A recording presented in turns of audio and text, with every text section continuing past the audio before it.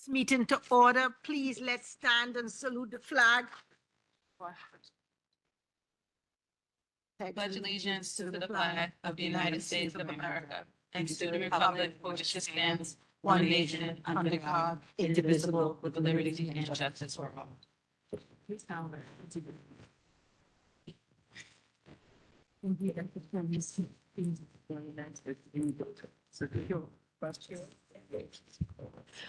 Okay.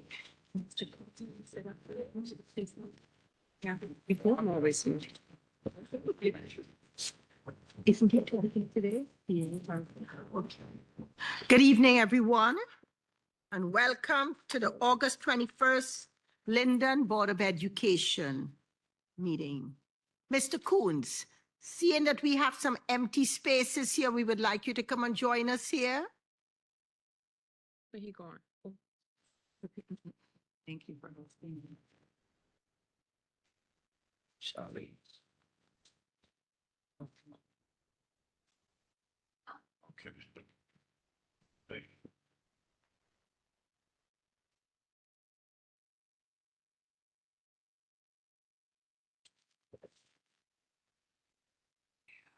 Hi.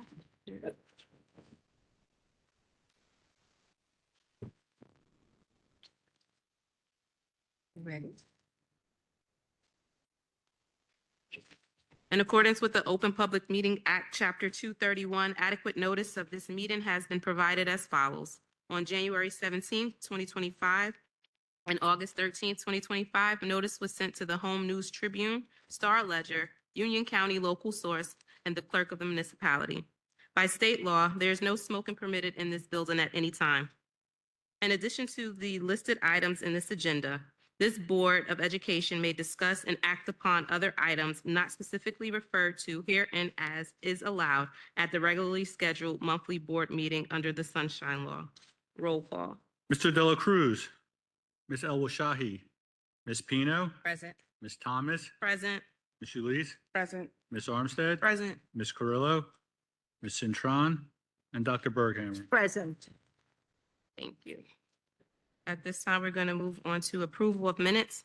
Motion to approve the minutes of the work session and regularly scheduled meeting held on July 24th. Respectfully ask for a second. Second. Roll call. Ms. Pino, Yes. Ms. Thomas, Yes. Ms. Ulysse, Yes. Ms. Armstead, Yes. and Dr. Berghammer. Yes.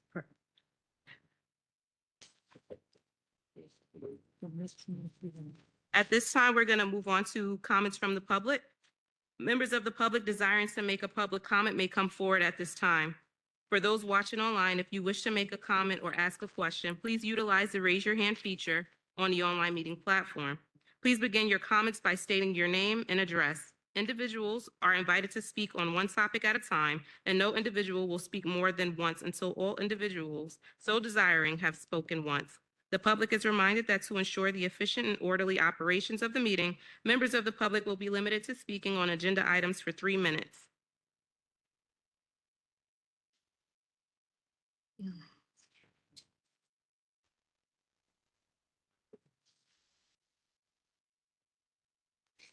Craig Halloran, 120 Donaldson Place. On the finance report on page 61, item number 27, it involves the monthly cost of copiers. I mean, you know, I'm a fairly simple person. I have one copier at home, and I'm lucky if I spend $100 on cartridges alone for my outdated copier. And yet I see a monthly cost of $42,228.13 per month for copiers. And underneath it says new copier cost of $1,096.87 for 60 months. It's an awful lot of money for copiers. How many copiers are there in the school system? Then the other question I have is on the finance report, page 64. Dual use of rooms, item number 35, dual use of rooms in the schools. Is that because we're running out of classroom space or what?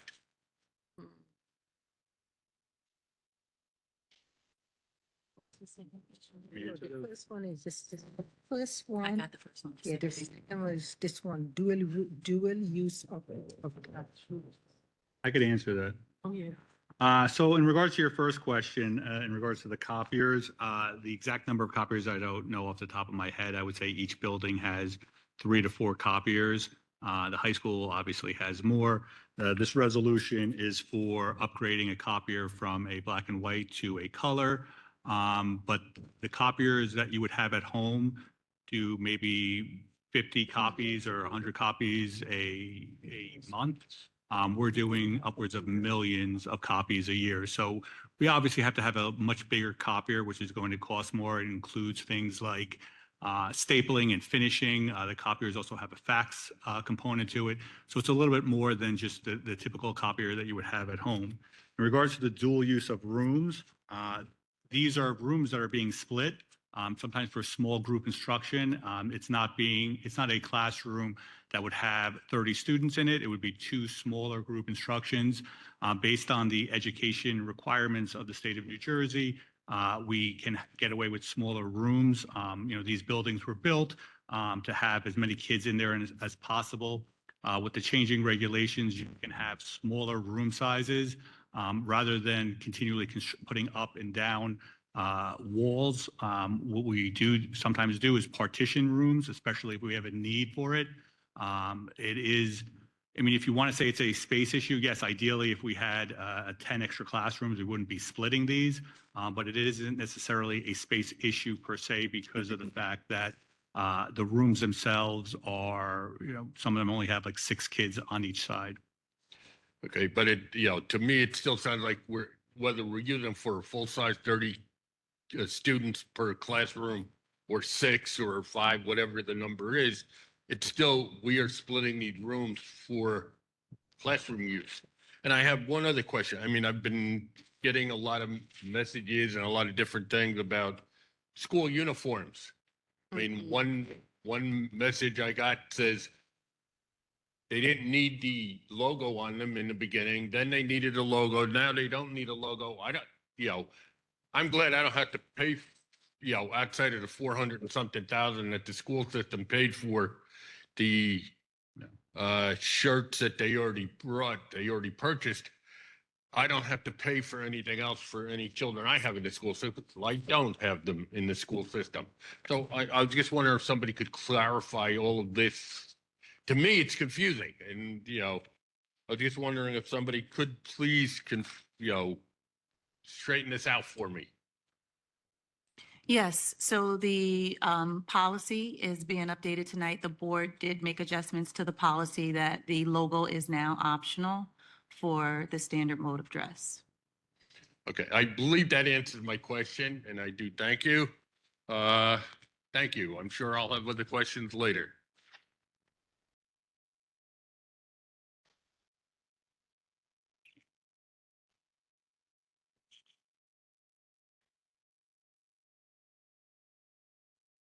I close it.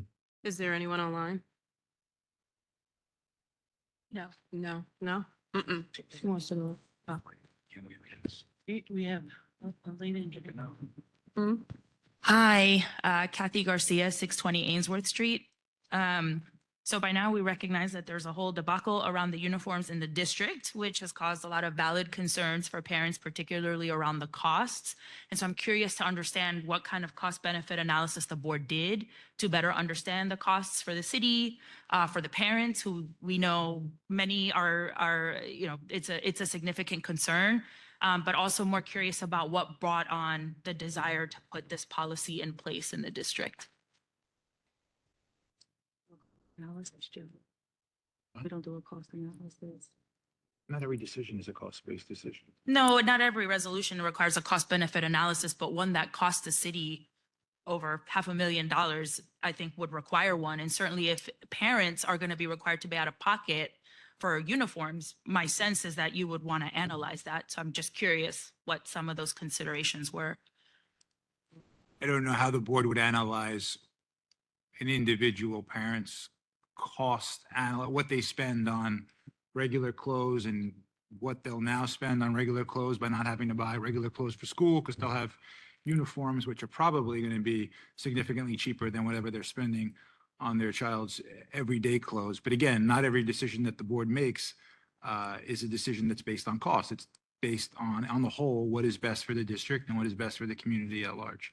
Were there outcomes to having uniforms in the district that you felt outweighed the cost, let's say, or even just the disruption of having to have an entirely new wardrobe for families, just out of curiosity? Again, I provide legal guidance. I don't make policy decisions. The board as a whole Is anyone on the board? determined that it was in the best interest, as other school districts in the state have done. Decided that it was in their best interest to have school uniform and have children dressed, with stricter guidelines, and that's what they ultimately decided. May I answer a question like Yeah. that? That's a very good question. Do you know, if you go anywhere to research how much it actually costs for a child to go back to school, it costs between $500 and $800 to get a child ready for school. And this is everywhere, because if you include the cost of shoes and clothing, you could go online right now and it tells you it costs that amount of money. Our uniforms cost about $25 to $50 per uniform. So if it costs a child about $500 to $800 to go back to school, and our uniform costs that amount of money, think about how much money parents are saving. Yeah, and that also, that is different, right? Based on who you're talking to. Some families, I'm very lucky that I'm able to afford it, but there might be some families who aren't and who wouldn't have the ability to even spend the $400. And that's not just clothing, right? It would include books, it would include supplies. So it's not just the cost of clothing. So again, what I hear from a lot of parents and colleagues and peers in the city is that they're very concerned about the costs, and also don't necessarily see a benefit to incorporating uniforms, because the outcomes don't necessarily weigh out the cost savings, which is why I wanted to better understand what kind of cost benefit analysis was Well, done. there is. It doesn't seem like Mr. Garcia said that there was any policy expertise on here. And so that's really what I was checking for. And if there is something around that, I'd love to hear it at some point. So And there just- is- just to be clear, I'm sorry, I never said that there was no policy expertise. The superintendent asked me a question about whether we were required to do a cost benefit analysis. And I explained that just like with the books that we provide, with the educational, with security, not every decision is based on what's cheapest. It's based on what we believe to be the best for the district. I'd also like to point out that I think the board, and again, I don't want to speak for every individual member of the board, I think they understand that different members of the community have different economic situations at home. And that's why I think the board has generously decided to provide the first 4 shirts for students. And I'm sure that if there are individuals that have legitimate financial hardships with respect to the uniform policy, I'm sure that they can talk to us and we'll do our best to assist on that front. And another thing, when we were thinking, this is not something that started now, this is something that we were going over for several years, all right? One of the things we asked, we sent out a survey to parents, and one of the questions we asked in the survey is, and I will read the question, are you concerned about the financial cost of purchasing uniforms? As you would recall, we did do a survey and we sent it out to parent. So that question that we asked on our survey, 37% of parents said yes. 46% of parents said no. So we as a board, we did not just do this blindly. We really reached out. For several years, we reached out and we got feedback from parents. That's why we are here today, because the parents overwhelmingly supported the use of uniforms in our classrooms. I'm going to yield my time to other parents so they can express They are their welcome response, to- but appreciate the Listen, answer. all I am saying, right now, we have almost 7,000 students that attend our school system. In this room today, we have less than 30. All right, but yet we have a district with over 7,000 students. So if our parents overwhelmingly and did not want the uniforms, I would have imagined this room would have been full today.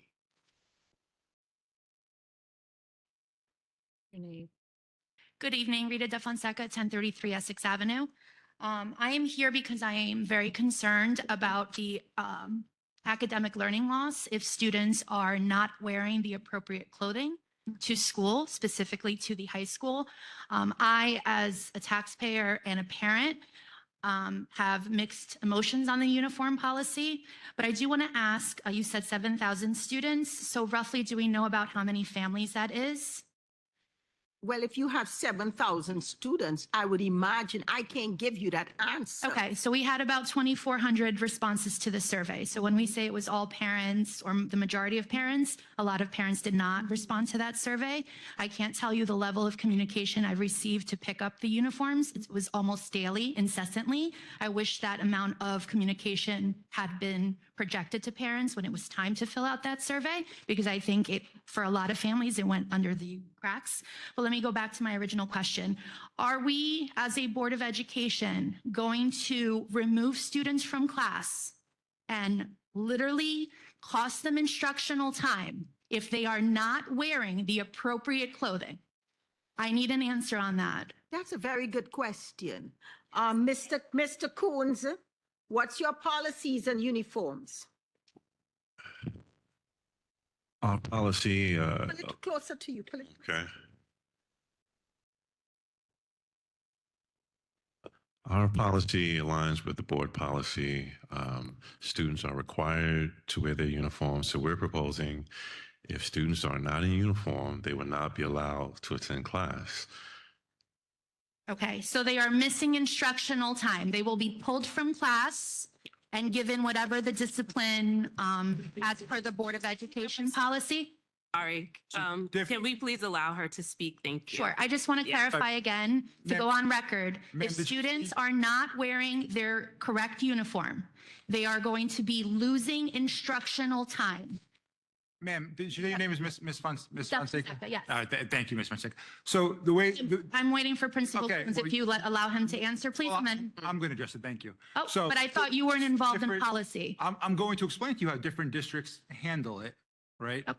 And explain to you and explain, Sure, because there are several options. Also, members of the public, if you're going to interrupt the meeting, we will ask one of the fine police officers in the back to escort you out, okay? You'll get an opportunity to speak. If you want to come up to the mic, you'll all have 3 minutes and you could say whatever you want to say at that microphone. I promise you that.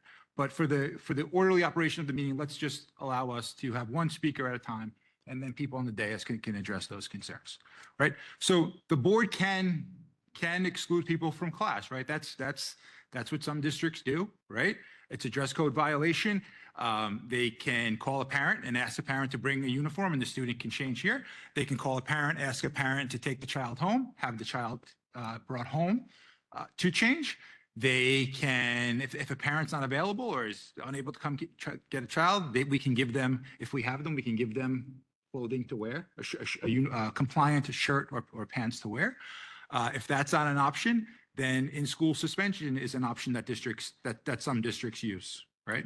Okay. And other districts take a little bit more lenient approach, but still forceful enough to make sure that the policy is complied with, right? So some of those districts might do, say, detention on a first offense, and then progressively increase the discipline. So our I district don't is know- going to pull students from class. I don't know at this moment whether a formal decision has been made as to how we're definitively going to proceed on that front. However, we are going to enforce the policy, because if we don't enforce the policy, then why would anybody wear the uniforms? And then you have people who followed the rules, bought a uniform, spent money out of their pocket, and then they're going to be That's what I'm- rightfully outraged. I spent money on uniforms.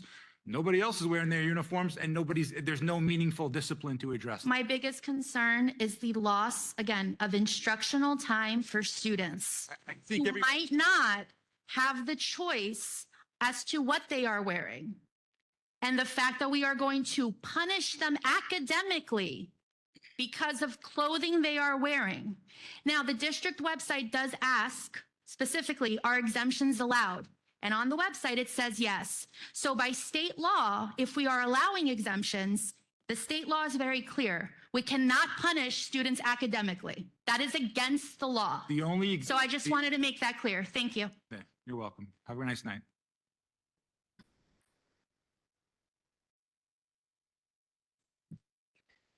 Paulina, Sunnyside. Back on March 10th, I voted no for policy 5511. The main reason for this was the cost impact it was going to have on the families in the district, especially ones that have multiple kids and/or kids that attend different schools. Just because the district was so gracious enough to spend $420,000 of taxpayers' money so they can provide 4 shirts to each student, it does not come close to the cost impact each parent will have to spend to get the remaining uniforms, footwear, backpacks, school supplies, tech insurance, and any other costs associated with their kids going back to school. In order for me to send my daughter to school next month, I would have to get her the following items: 6 pairs of pants, each cost $20 to $25. 6 pairs of gym shirts and sweatpants, each cost $10 to $15. 2 extra polo shirts at $20 each.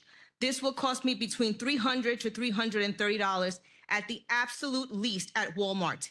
If you are wondering why my child would need all of this, is because my daughter will not be reusing her sweaty uniform every single day when the school cannot even provide consistent air conditioning for the schools.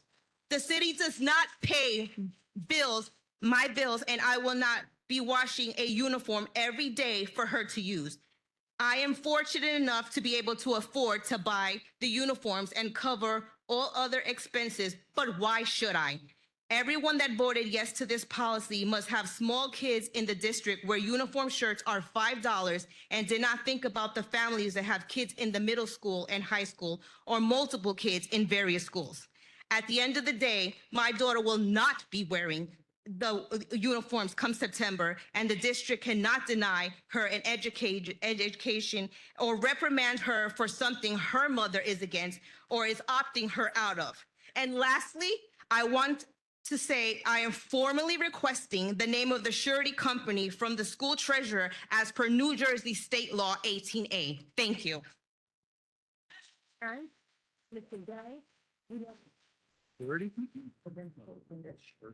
Barbara Lescouflair. So I've had parents to come having a problem getting the bottoms. They can't afford it. So what are we gonna do? So the kid can come in the top, not have on the black bottom or the blue bottom or the khaki bottom? I've had many reach out. The pants are very expensive. So if I don't have a student, I have a grandson. Dallas goes to school 1. So what if I can't afford 5 pair of black bottoms or whatever the bottom is that he's required to wear? You're gonna send Dallas home, or you're gonna call me? I mean, I wanna know what you're gonna do for the elementary kid. He's in the 3rd grade. So is he gonna get suspended? No, in the code of conduct getting approved this evening on the elementary level, parent notification will be the way that schools are going to seek to have students in uniform. So are we gonna get any assistance with the bottoms for the kids? At this time, the board had approved to give everyone 4 shirts. The board has amended the policy to allow you to buy pants from other suppliers. Anywhere. Other Yeah, but we're not other able- than the uniform vendor though, Yeah, correct? yeah. Are the people that you're speaking to aware of that they don't have to only buy the pants through the uniform vendor? They can Right, go. but I think they- they're khaki and navy. Yeah, so they can go to an Old Navy, they can go to, any equivalent store and buy a plain pair of khaki pants or a plain pair of navy pants. Okay, thank you. You're welcome.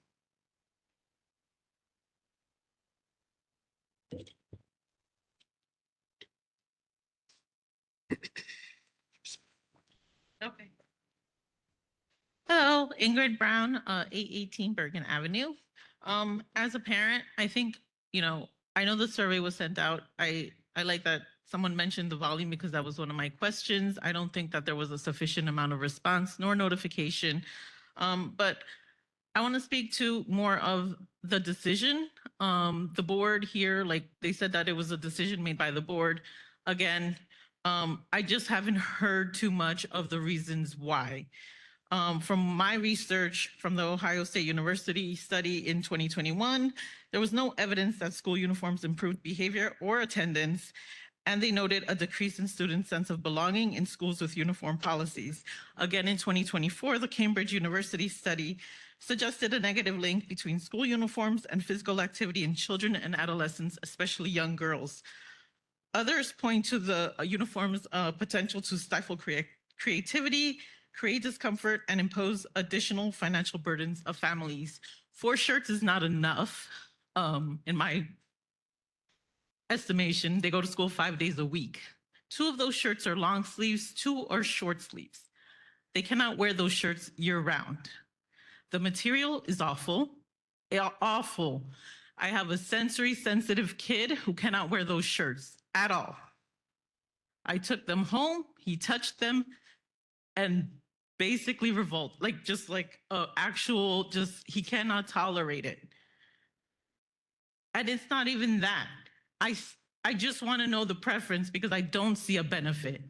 I feel like this was just, it was just a random preference. Pretty much another study that I read from the NIHA, the National Institute of Health, suggested that uniforms did not demonstrate better social skills, internalizing and externalizing behavior, or school attendance as compared with students in schools without school uniforms. And that was true in public and private schools. So I think my main question is just what were the benefits, and do they outweigh everything else that everybody else is saying as far as cost, as far as the negative impact on the children, and just in general?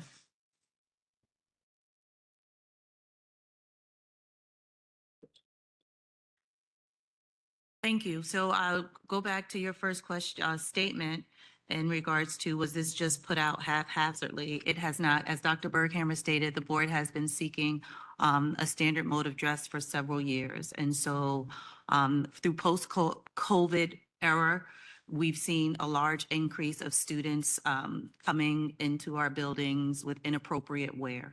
So the survey was put out through multiple. That should be dealt with individually. I'm speaking right now, please. You asked me for a response and I'll give you an opportunity. So as I shared, that the survey was sent out to our parents through all of our modes of communication that we do regularly. And the responses then provided the board with a baseline to confirm or deny if the policy would be approved. And so all of the steps were followed in that manner to seek parental and community input. Secondly, the ultimate goal is for our students to be refocused and will just focus on their daily instruction. And the board has decided that the standard mode of dress policy was approved so that it would help with our students moving forward. I understand that. I feel that doesn't really answer my question. In other studies, it has also been said that uniforms actually don't even prevent bullying. There have been kids always find a reason. So there are nothing to show that these uniforms will actually benefit any of the concerns that might come up. Well, to answer your question, it was based off of the survey response from the community. And the question was, do you believe that a student uniform dress would create a more respectful learning environment? And 64% of the respondents did say yes. Do you believe that it can foster a sense of belonging? 64%. So we use the data from the parents who filled out the survey for the board to then determine of approving the policy. Yeah, but percentages can only be as good as their total volume, right? So 2,400 out of 7,000. I mean, you're still missing a large portion of the population. That's not even half. Yes, but you did ask, where do we get the data from? And the data is coming from the survey. So I understand that there's surveys. No, I understand the of data. I understand where you got the data from. My thing is though, why are we making a decision based on the data that was collected from less than half of the actual like? Yeah, so Population. just remember, as I think one of the members of the audience said earlier, there are 7,000, or roughly 7,000 students in the district, a little under 7,000, I think. Yes. That doesn't, so when we say 2,400, that's 2,400 guardians that responded. They might have multiple children in the district. So could anybody it's- respond to surveys? Because I thought also there were people that were not parents that responded to the survey. No, it was I just for don't think so. parents. And if I could add, Dr. Perkins, ma'am, in the study conducted by Professor Sanchez and Professor Hill of the University of Nevada, was published in the Journal of School Violence, the many benefits of uniforms in terms of equity, lack of distractions, reduction in distractions, benefits of safety and security by wearing uniforms. You can find that article, and it was very beneficial to what we're doing tonight, what we're talking about. And what year was that published? I believe it was published in 2018, if I'm not mistaken. Don't quote me on the exact year, but you can find it in the Journal of School Violence by Professor Sanchez and Professor Hill. I do appreciate that. I do also take into consideration sometimes that with research and with evidence-based research, it's going to take time for like everything to be implemented, but the researchers that I cited is from later studies. So I still would that would still take precedence for me. Also, Thank you. ma'am, before you leave, I just want to say, I know you mentioned your child has some sensory issues. I just want to reiterate again, you do not have to buy the shirts from the vendor that we contracted with to purchase the 4 shirts that we're giving to every student. If you can go to any I understand store, that, but he has a thing any- with buttons and he has a thing with collars. So it's going to be a big ordeal. I just want to So, make clear if that you have options to, you have options on cost, you have options on quality of the material. You're not obligated to go to I appreciate the vendor that. that we're using. I appreciate that. Thank you.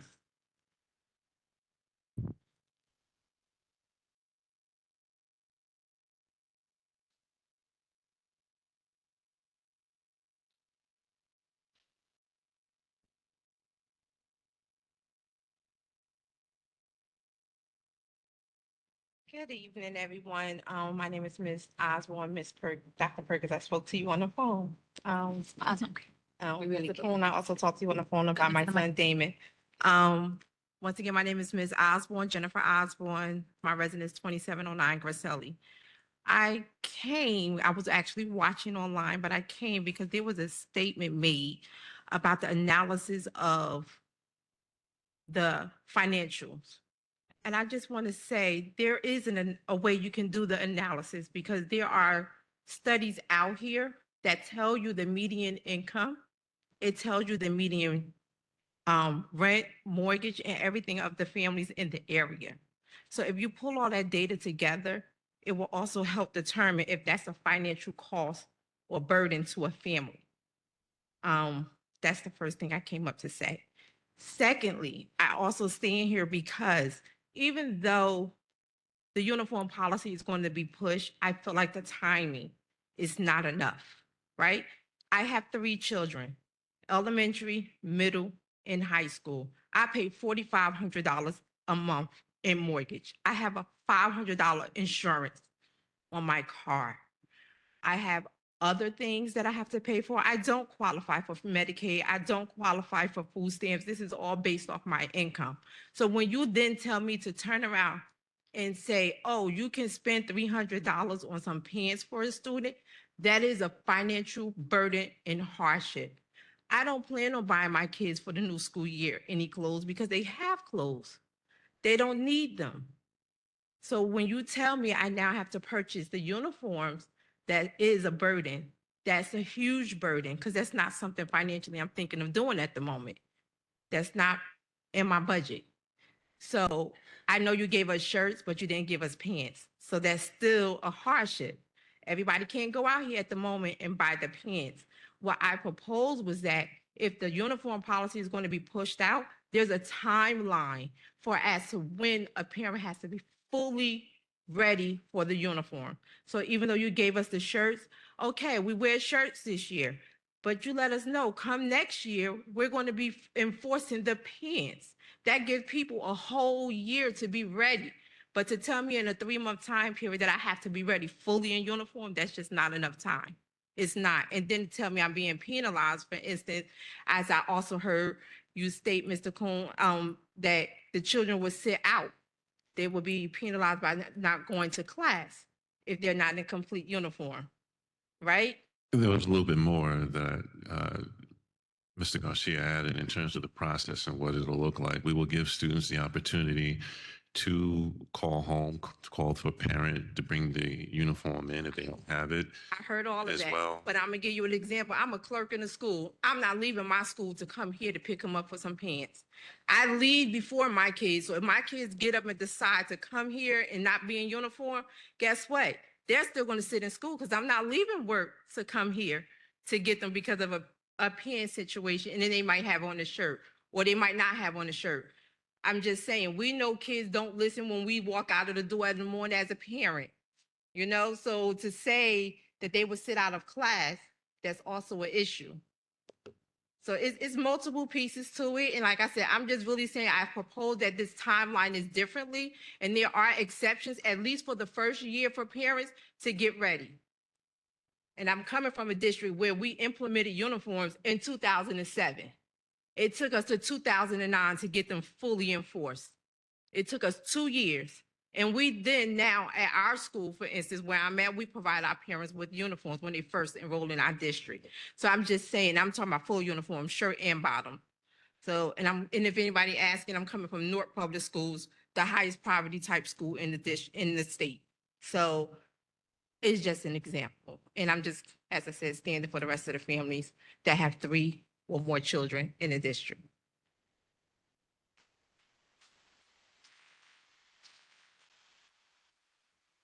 Mm.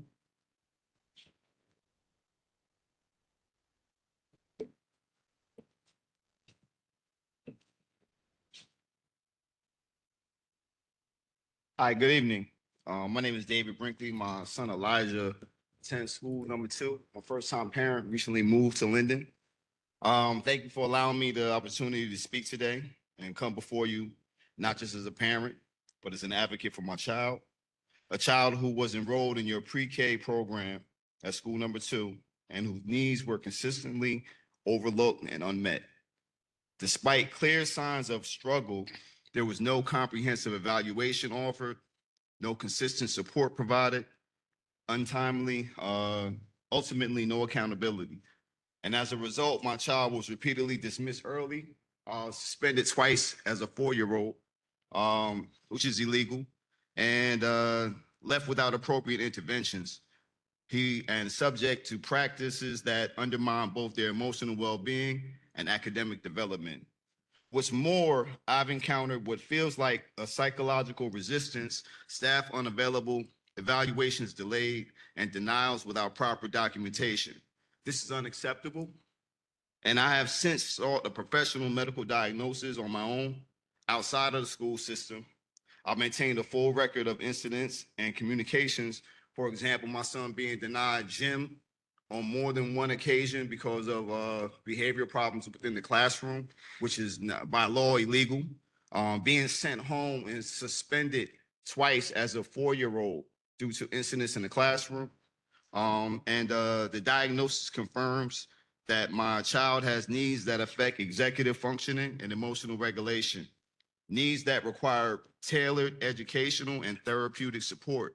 So tonight, I am here to formally request a comprehensive special education evaluation to be initiated immediately, written documentation for any denial of services or observations that's legally required, and a school transfer to an environment equipped to support my child's social, emotional, and educational development. My child is not a disruption. My child is not disposable. My child is a learner, one who deserves the same access, dignity, and opportunity as every other student in this district. I urge you not only to hear me, but to act, because the cost of inaction is too high and the window for early intervention is closing. And I just want to say that there's been several incidents throughout the school year. For example, my son would attend before care and after care. So in the aftercare line, there's a specific line of kids who are not being picked up. This is well known, documented through the whatever that app is. I can't Class Dojo, where I repeatedly requested that my child not be put in the line to get picked up unless he was informed, or the school was informed that we would be there to pick him up. Because the teacher even noted that there was emotional distress when he would get there and be disappointed, but she would repeatedly do that. My son went to at some point in the day, spilled milk on his clothes and had to change the clothes. The teacher refused to put the change of clothes on to teach him a lesson. This is unacceptable. This is the type of emotional abuse. And being denied services like gym, being denied access to include something like the family fun day that they had, and he having to sit there and watch his friends run around. That's I urge you to act. I'll leave my contact information or whatever I need to get this done. Sir, Yes. sir, I am the parent of a special needs child, and I know how challenging your situation is. One of the things that you did that I am very, very, very proud of you for is that you went and you got your son diagnosed. Because the most important thing in order to handle a special needs child is the correct diagnosis. So you are on the right track. You are taking the steps as a parent of a special needs like you are taking the right steps. You got your child diagnosed. So what we are going to do now, right now, is we as a school district, because Linden have a very high quality special needs program. I am very sorry that you are going through that. But I believe moving forward, Mrs. Perkins, our superintendent, will meet with you and get you in contact with our special services department and get the services your child need. Because I know how hard it was for me. And believe me, we are here to be the wind beneath the wings of your child. We will help you. Thank you. I've heard a lot of different things from the principal at the school, and he seemed genuine. But I've been waiting 3 months for a response to an email where I asked for a list of all the documentation that they had, anything that would require us to follow up. And I've yet to have a response. I've repeatedly contacted them, and the school is right up the street. I know they have summer school every day. So whatever you need from me, I'm here. But thank you. Thank you. May you state your name again, please? My name is David Brinkley. We met at school number 2 more than once. My son is Elijah Johannes Dawit Brinkley. He just turned 5 in June. All right, Mr. Brinkley, I'll be in contact with you, okay? Right. Thank you. Thank you. Every phone number, email address. I got him. All right, good. Good evening, Tyrone Ross, 909 Baldwin Avenue. I've had 5 students that have been in Linden for 10 years now. We can't hear you. I've had 5 students that have been in Linden for 10 years now. And as a parent who is also against this uniform, my reasoning and question to you is, since you implemented it, not 1 time already, 2 times already, 3 times, and every time it lasted for about 5-6 months, then the kids didn't have to wear uniforms. So once we buy those uniforms, we're stuck with them. As well as with the yarn bags for the cell phones, the patches, we had those. You know how long that lasted? 2 weeks in school. You don't even follow your own rules. So please answer me, what makes you think that this time is going to be different? That is a very, very, very good question. And it really concerns me because I really believe, and I know it's not about me, I'm an advocate for the parent. So you have a very, very valid concerns. But you also have to know what brought us to this point. What brought us to this point is the attire of our students. We have students coming to school in different colors that's causing gang fights. We have students that are coming. We have students that are coming to school wearing exposed. They're wearing pajamas. They're wearing exposed. The girls are coming with their whole stomach outside. We have a lot of problems with students dressing the wrong way. I heard a parent sat a little while ago about what happens if they don't wear the uniform. We have students all day long wearing the wrong clothes to school. You know, you do not know what we go through. So we now are trying. We also have students that don't want to come to school because they can't wear the nice clothes of other friends. No, I never. Yeah, listen, sir. I'm a parent. Sir, you are a parent. I am one too. Everybody here. I've seen every single Listen. one of your schools, and I'm going to tell you right now, when you put a uniform on the young lady, if she wants to tie it up, if she wants to bundle it in the back, But it's still, listen, no, but the point to go, it is still better than some of the stuff that we see in school.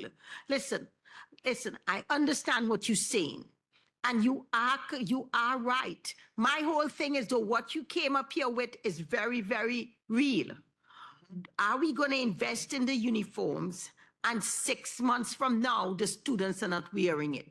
No, we are at an impasse right now. And the impasse is we would like to see all our students in school, but we cannot do it alone. We have to do it with the support of the parent.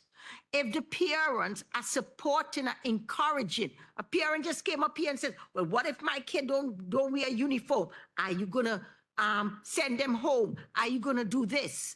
We are doing the best we can, but it takes a village. It takes all of us working together to implement stuff that could be in the best interest of kids. There are districts. You go to the Ivy League, all the prep schools, all the schools where the millionaires and billionaires go, the children wear uniforms and the parents with all the money support the uniforms. I can't see why this parents pay $100,000 a year for their kids to go to school and buy uniforms for them. I know in this case we don't have that type of money and stuff like that. But reality is all the best schools in the country, even in Elizabeth down the street, they use uniforms. Well, Imagine Elizabeth right across the corner. It's one of the top performing schools in New Jersey right now. And the students use uniforms. So the question is, and not only that, the cost of uniforms overall costs less than Obviously not. Never.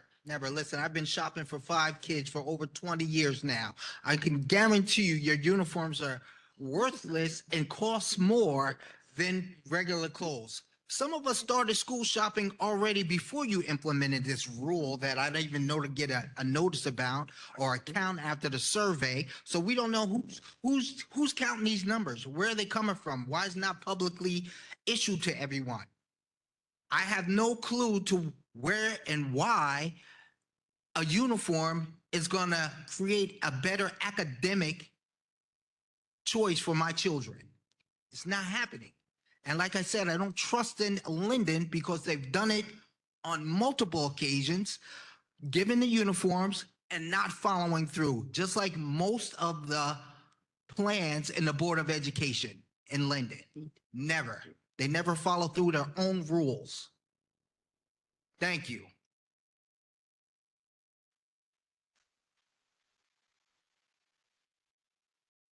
Are we going to move on? Is there anybody in line? Or more people?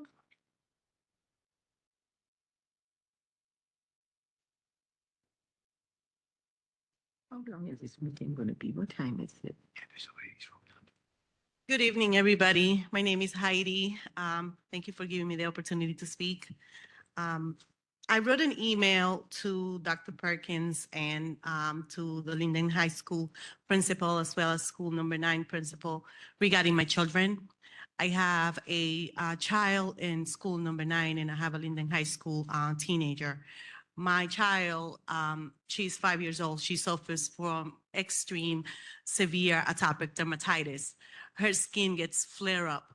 She has been in the nurse room at the beginning of last year multiple times, maybe approximately 4 times a week, almost every day in the nurse, because my daughter scratches for no reason.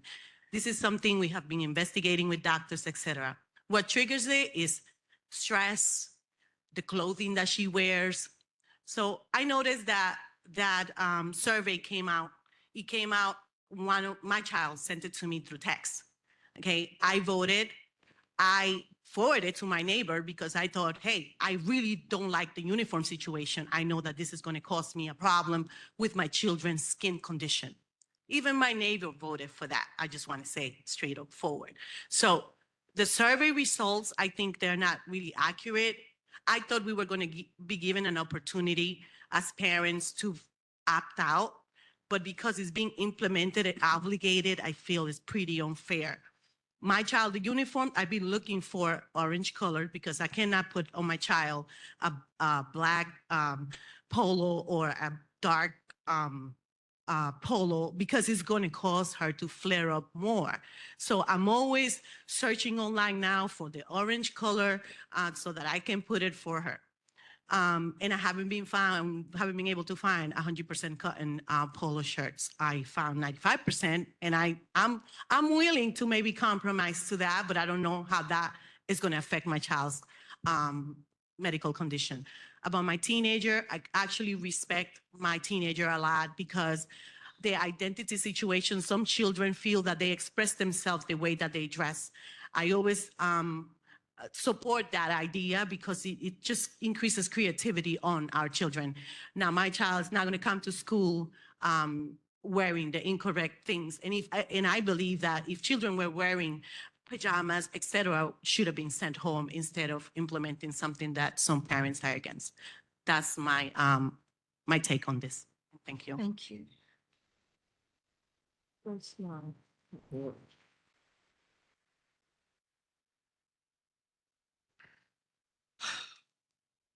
Sorry, I'm a bit nervous.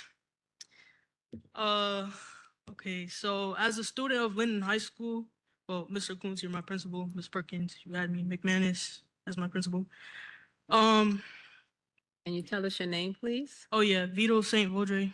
Do I say my address as well? No address. You're Okay. Just the name. Okay. Thank you. So I really think that uniforms will start like a lot of conflict in school. Like right now I could think of a majority of people that would just be stubborn and not wear it. Like I really think it would create a lot of like, I don't know how to explain, like a lot of conflict with some students who just don't follow rules in school.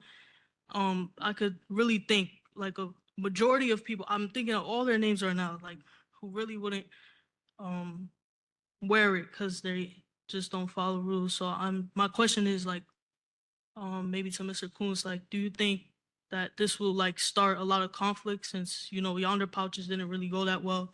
So Well, first and foremost, thank you for coming up here and speaking. With any new policy, there will be challenges and difficulties.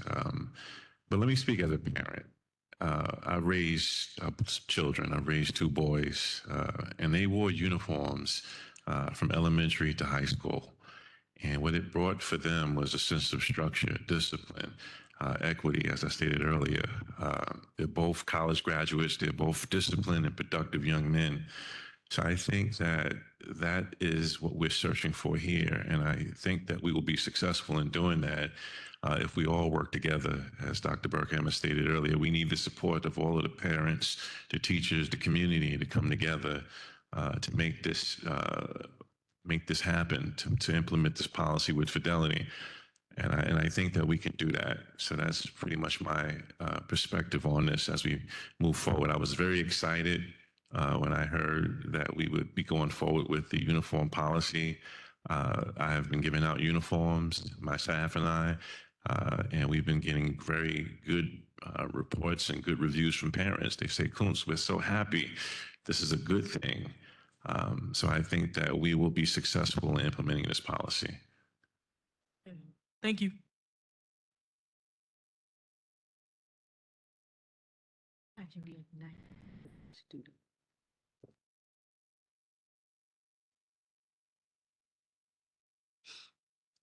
Hello, my name is Barbara Bucciano.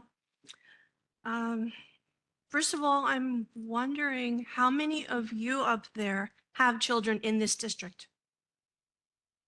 So you may not be having to go through what we're going through. All the stress on the parents and the children, it's putting such anxiety. How do you expect them to start the new school year successfully and finish successfully? When my children were very small, when they were pre-K and kindergarten, in school too, Mrs. Perkins was there, she was principal. They tried to roll out the uniforms. I complied because I didn't know any better. Now I do.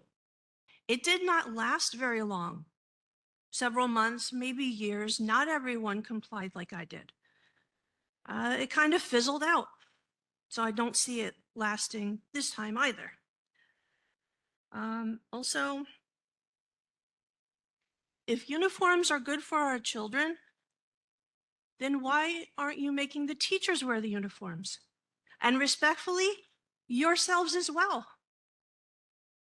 Anyone associated with the Linden Board of Education should then wear a uniform. I do not see the uniforms preventing bullying. In fact, I predict it will have more bullying because those that do wear the uniform are going to be made fun of by the ones that are not. The ones that do not wear the uniform will be expressing themselves the way that they should be, and the ones wearing uniform, their sense of self and their expression is going to be squashed. I don't think that's good for the children. As well as,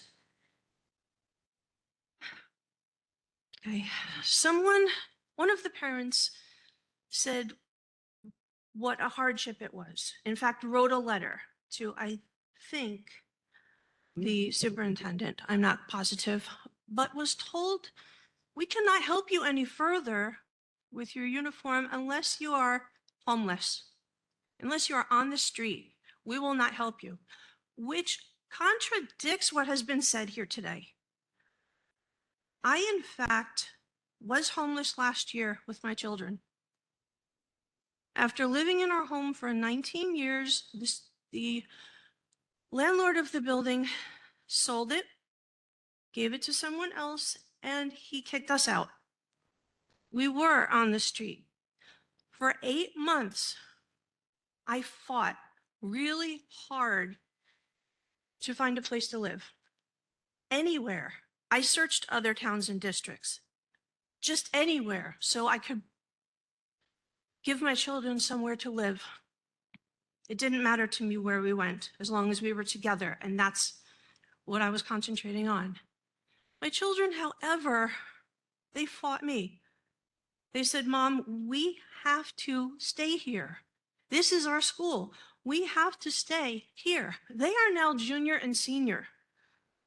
They're very into ROTC and band and Chinese. They're honor students. They are excellent children. Okay?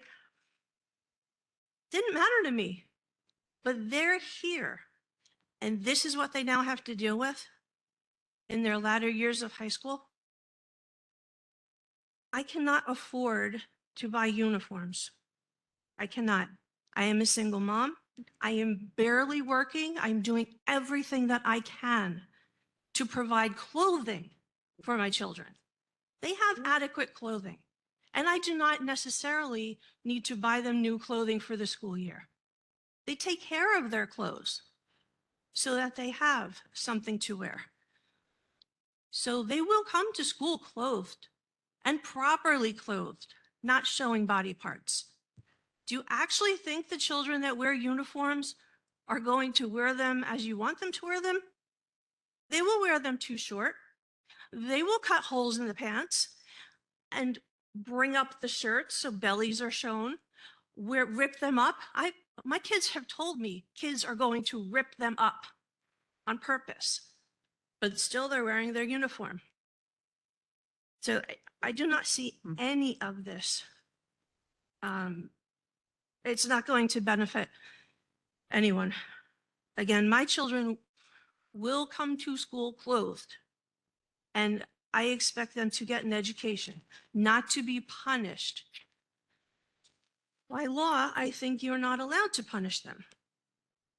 Nor do I expect a phone call saying, come get your child, come bring a uniform, which I will not have. I cannot leave work. Like I said, I'm a single mom and I have to work really hard. I cannot get fired. And I do not want my children leaving the school and walking home. I do not give permission for that. I do not. Actually, maybe I should, because my understanding is as long as it's school hours, the school is still responsible. So God forbid something happens to my child when you tell them to go home because they're not wearing the proper clothing. They are here for an education. They chose to be here. They did not choose to be dictated. We're well past the 3 minutes here. Yeah, Thank you. yes, we will pass the 3 minutes. Thank you very much, ma'am. Thank you. Yes.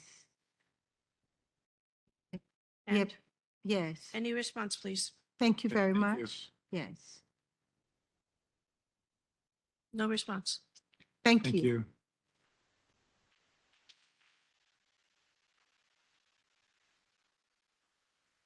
you. Hello, my name is Anthony Caveza. I've lived in Linden for about 20 years. I had one son that went to Linden his whole life, graduated, and his entire time going, I only remember 1 year that you guys had uniforms, and it only lasted a couple months, and then they started going back to wearing regular clothes. Now, at that time, I also had another younger son that was also had to wear uniforms, and the same thing happened. He wore it for a couple months, and then the kids just stopped wearing them, and then after that, there was nothing. So I went out, I wasted my money, I bought uniforms, did whatever you guys, wanted us to do, and it just fizzled out. And then your policy did not just continue; it just dropped off, and everybody forgot about it. Now all of a sudden, from my understanding, you guys spent almost $420,000 buying shirts for our children. Which, okay, I appreciate that you guys spent the money on shirts, but why not spend that money towards educators? I had a son that went his entire high school year without a science teacher. He was teaching himself science the entire year. Okay. And they were almost going to give him a failing grade because there was no teacher to grade his work or do anything like that. Now, all of a sudden, at the end of the year, we had to fill out a paper before we could even access Genesis about uniform policy. And without filling out that paper, we couldn't see our children's children's Genesis. We couldn't see their grades. We couldn't see what was going on until we filled out that paper, which I believe as a parent is unfair to us. We didn't do anything. And now you guys are holding like a penalty over our head until we fill out that paper. We don't fill out that paper, you can't see your kids' grades. They don't get the report card or whatever the case it may be, which I don't think is fair. You should have took that $420,000 and hired more teachers. Make sure you have enough staff to keep the kids educated and do their job. Thank you.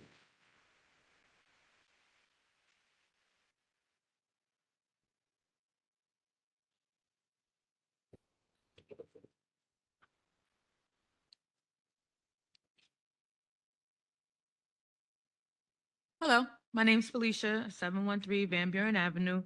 I just wanted to talk about the uniforms. I emailed Ms. Perkins on August 9th, and I still have not got a response back to my email. It was about the uniforms. I do not agree with the uniforms. I think that the children should be allowed to dress how they want.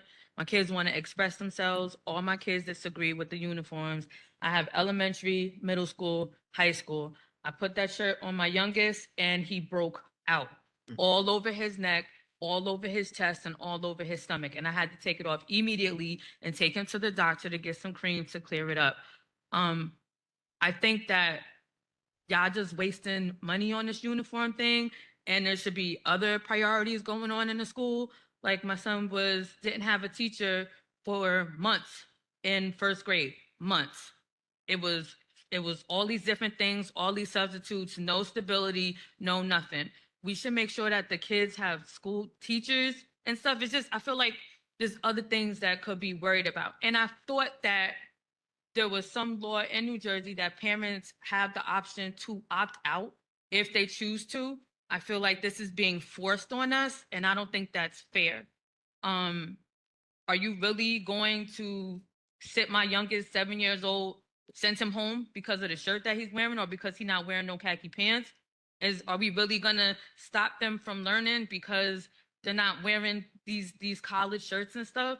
My children just want to go to school, be themselves, and that's it. My kids are not going to wear these uniforms. They want to have first day of school. We all been there. First day of school, you want to be dressed, you want to be fresh, have your new gear on and stuff. They don't want to wear the uniforms. They want to mind their business, get their education, and come home and be safe.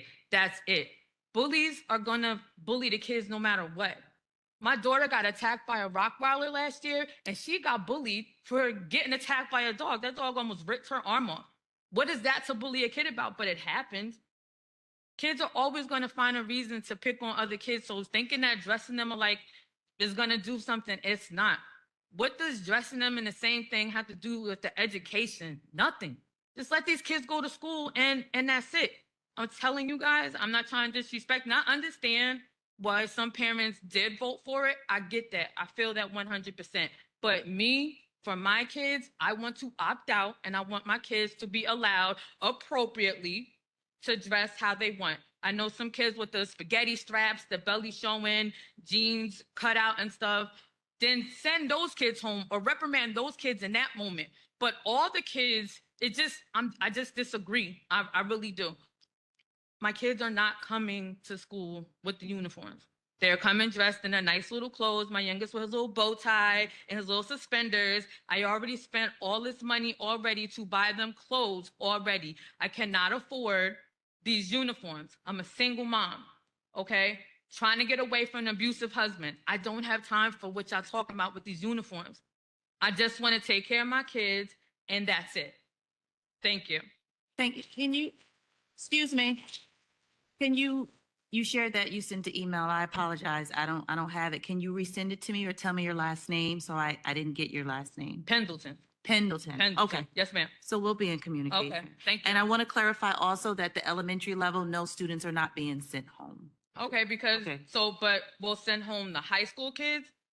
So, like, or we'll send home the middle school kids. You know, like, isn't the goal for all the kids to get the education?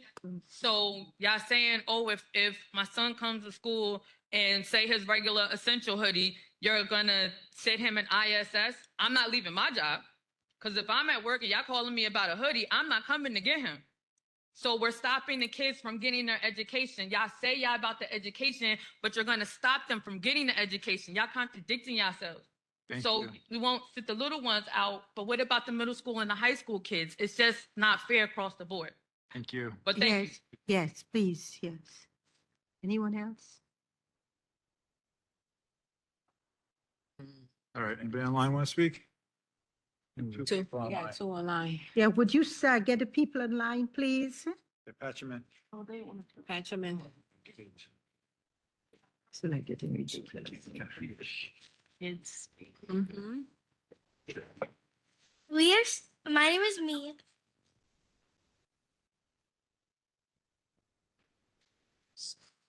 My name is Mia. And my name is Leah. We are students at School 10. A message from our School 10 Tigers. Dear Miss Perkins and others. We students at School 10, we wanted to share how we feel about the new uniform rule. A lot of students are upset because we like choosing what we wear and it helps us feel like ourselves and express who we are. We understand rules are important, but we are hoping you can hear our side. Maybe there's a way we can work together, a solution like having days we can wear our own clothes, letting students help pick the uniforms, letting us wear our own shoes, jackets, or accessories. We care about our school and we want to feel comfortable and confident while we learn. Thank you for listening to us. Sincerely, Mia and Leah, students at School 10.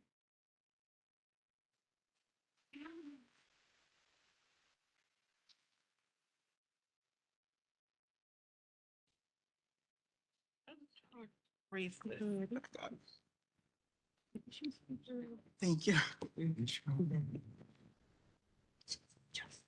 Thank you. Okay.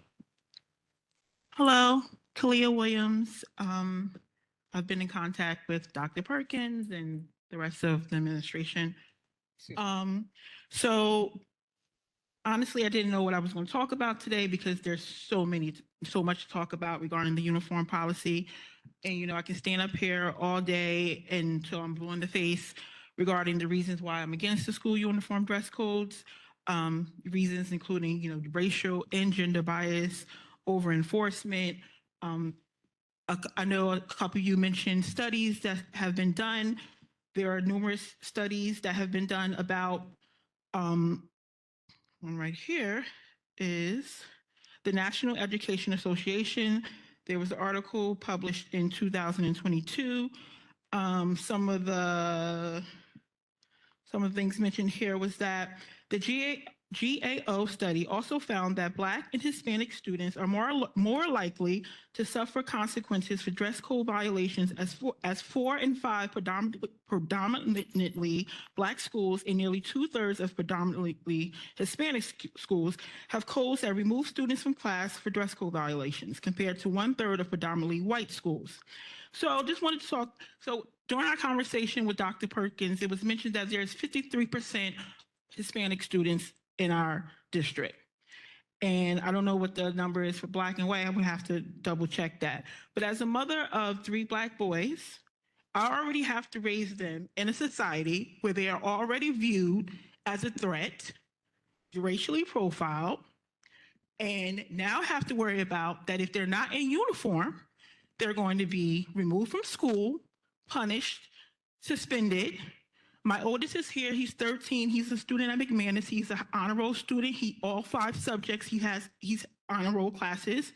Hopefully, I haven't got the schedule yet for this school year, even though it's only 2 weeks away, but I'm assuming that he'll still be in honor roll classes. He wears hoodies some days, sweatpants some days, t-shirts some days, and yet he still is an honor roll student. It does not affect his education because as a parent, I have instilled in him the importance of education.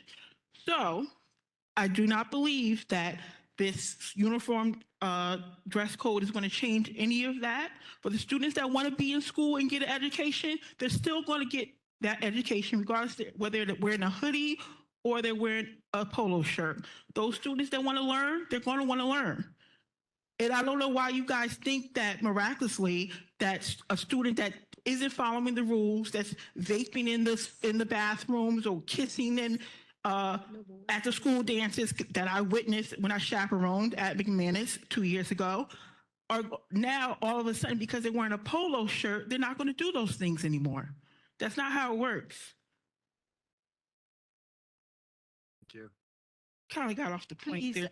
Excuse me, we have several people in line and you already. Okay, also, one last point is the lack of transparency and accountability with the district.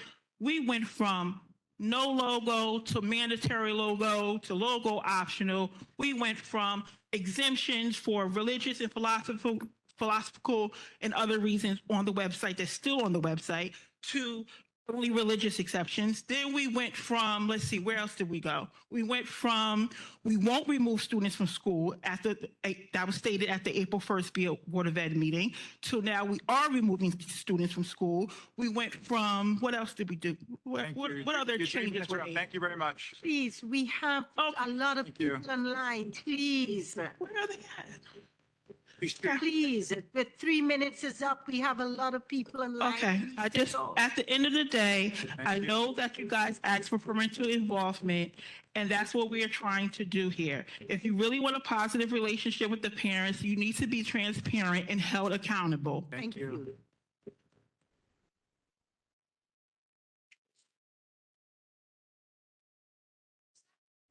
Very rude. If anybody wants to speak, they can come to the mic. Otherwise, nobody's going to speak from the audience. If you do, you'll be asked to leave. 3 minutes. Thank you. Good. We have been giving grace, but come on, it's not that what you're saying is not important. It is, but you have 3 minutes. All we asking to do is to stay within that 3 minutes. else we'll be here till midnight if we want to hear what everybody have to say.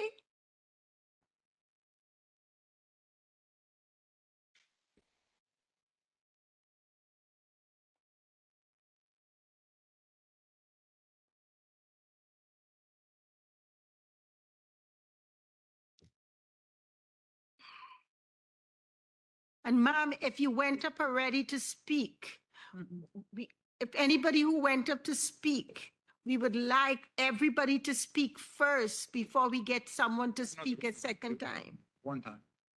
But yeah, one time, yes. All right, my name is Victoria from Gable Lane. I wasn't going to speak, but here I am.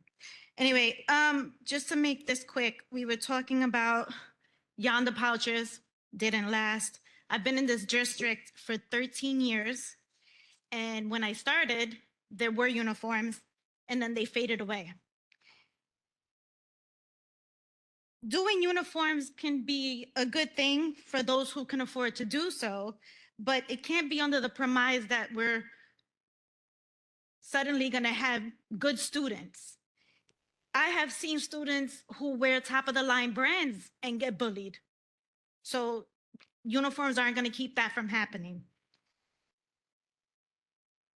If we didn't enforce the dress code from regular clothing and keeping or making kids change or sending them home and contacting parents when they came in pajamas, I'm not sure that sending them home and not making them accountable then is going to change anything now.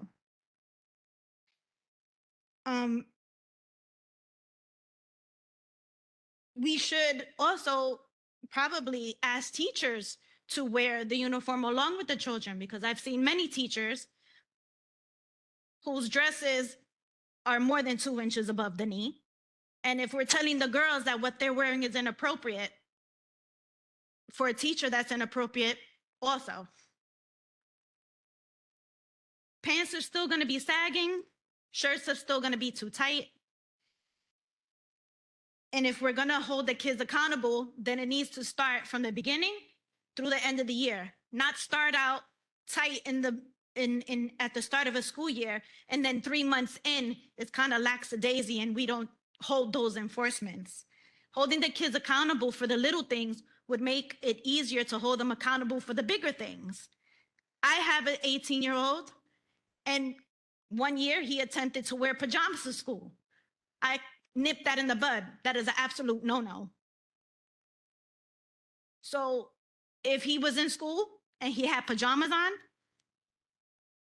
I would expect that I would have received a phone call for him to be for me to pick him up or bring him a change of clothing. But we can't say that we're going to do this and then stop doing it because it gets too hard or it becomes cumbersome, because too many kids are now breaking the rules and not doing what they should be doing. My daughter was a freshman last year. She had no math teacher. She was getting substitutes every other day. Then she had no gym teacher for X amount of weeks. So I'm hoping that we're going to be fully staffed, and maybe the money that should have been put for these uniforms and the yonder pouches could be put towards getting staff. Thank you.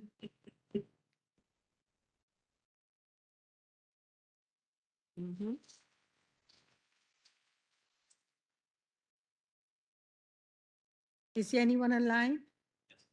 Yes.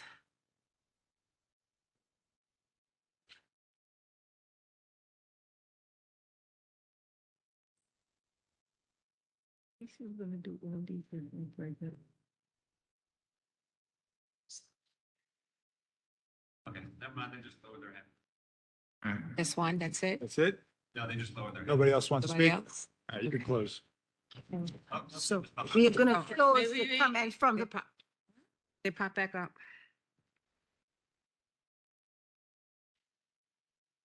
Put it here. I'm gonna go.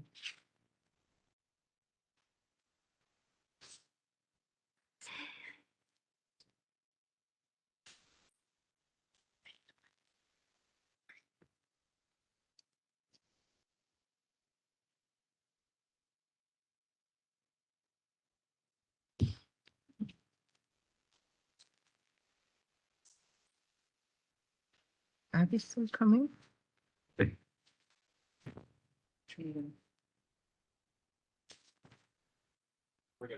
Nobody, yeah. All right, okay, so please, we are going to close the comment from the public section of the presentation. At this time, we'll move on to the superintendent's report. Thank you. I'd like to start the superintendent report with acknowledging the death of a longtime Linden employee. Mr. Joseph E. S. Plaka was hired by the Linden Board of Education in September 1964 as a teacher of mathematics and a wrestling coach. Mr. Plaka worked as a vice principal at Linden High School and also a principal at McManus Middle School until his retirement in 1999. Mr. Plaka passed away on Wednesday, July 30th, 2025. Mr. Plaka was actually was my principal at the time. And so I just want on behalf of the Linden Board of Education, we wish peace and love and memories and comfort to his family and all who knew Mr. Plaka, Joseph, during this difficult time.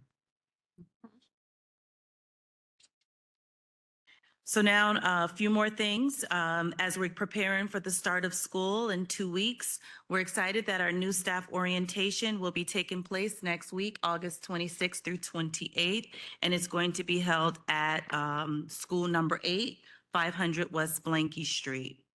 School starts September 3rd with half days through September 5th, lunch being served. So we're excited for our students to be coming back. Please remember that a flyer did go out for the Mayor's Youth Commission, the summer backpack giveaway. You must register because it is for this Monday, August 25th, and it'll be held at the Promenade. Our summer mailings are going out through a tiered approach, and we started with elementary, middle, and then high school. So all parents should be receiving the summer mailing. At the high school level, the summer mailing will be going through electronically. It is imperative that all parents and guardians are updating their Genesis platform with telephone or emails because that is how we are communicating with our parents.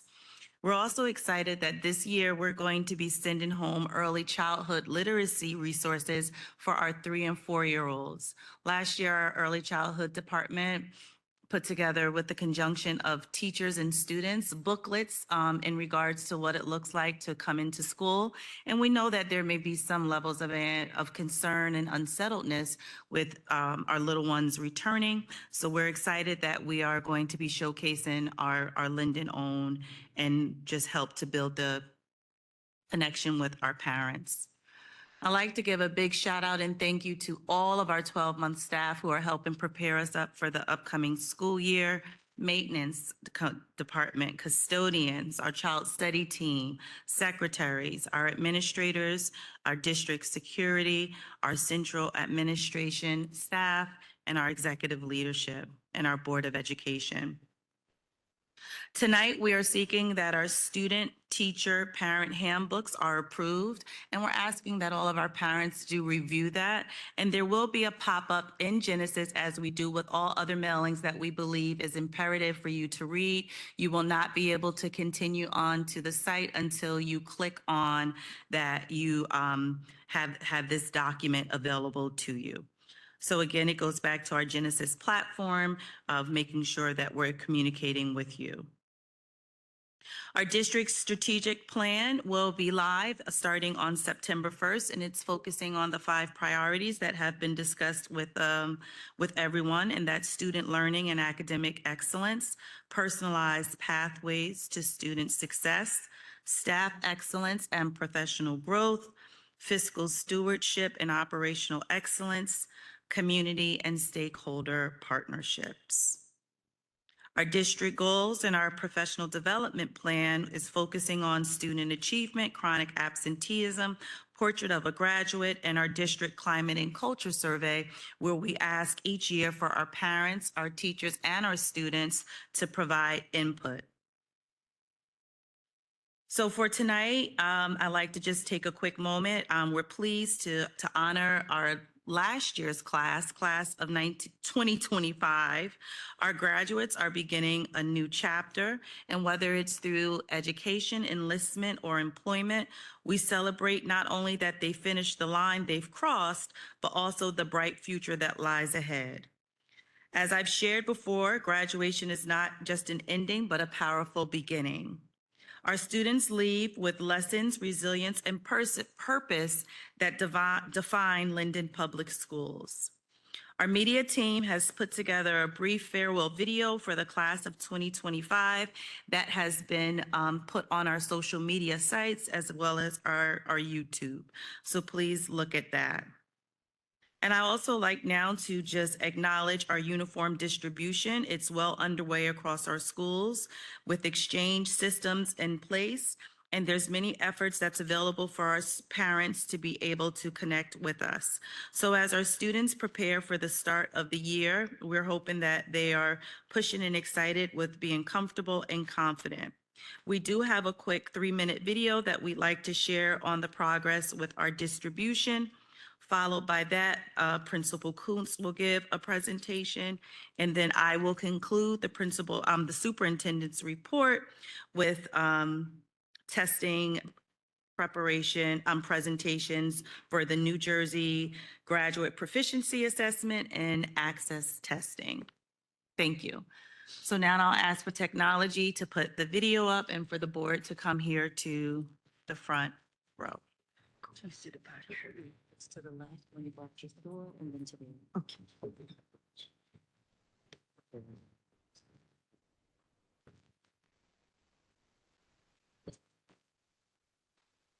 We going?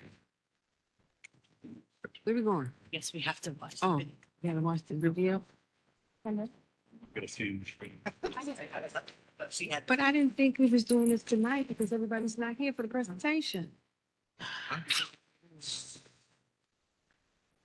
Oh, thanks, Tom, for letting me go. Thank you.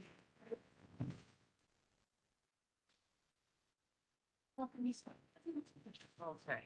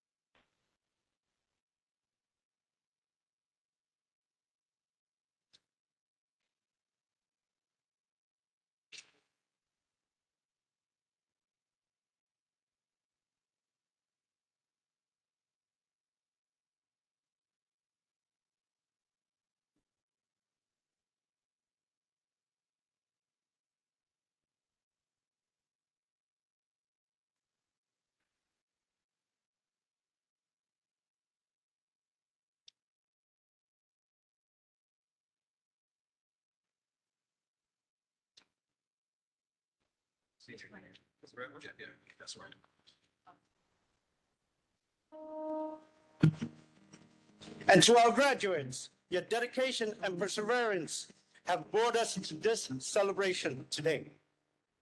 Dear Linden Tigers, on behalf of Linden Public Schools, I am honored to congratulate you on your graduation. This significant achievement marks an important milestone in your life, and I want you to know how proud we all are of your accomplishments. Receiving your diploma is a testament to your warring spirit, resilience, opportunities, achievement, and building relationships. Today, we celebrate your academic success and also your personal growth and development, which has accompanied you and to ensure that you are on the right track to success. So whether you're on a pathway of education, enlistment, or employment, We know and we look forward to you making greater strides in achievement in the years to come. So I ask that you thrive in 2025, Tigers. I hope you know that you are now an alumnus of Linden Public Schools. So welcome to the club and many blessings, not only today, but as you roar through your journey. And we look forward to having you back and being the tiger that you are. Again, congratulations. Sometimes I think there's no hope, but today as I look out to the audience, I see hope. There's a glimmer of hope. In the class of 2025, I believe that you're going to be change makers. You're in my sight and my mood. In the quiet and upfront out loud. In the calm, in the spirit and the storm. 'Cause you're everything that I crave in this life. 'Cause we're everything we can't find in another life.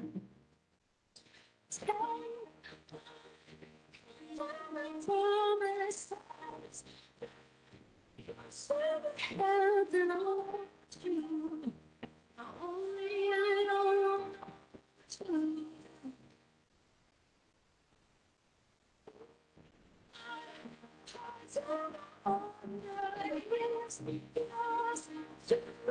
Held and hold you. Only I know you. For the rest of my life.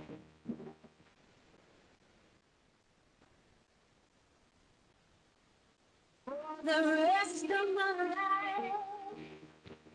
For the rest of my life. For the rest of my life. We're stepping into a world full of uncertainty, but also full of choice. From here on, we get to decide who we want to be, what matters to us, and how we'll impact the world.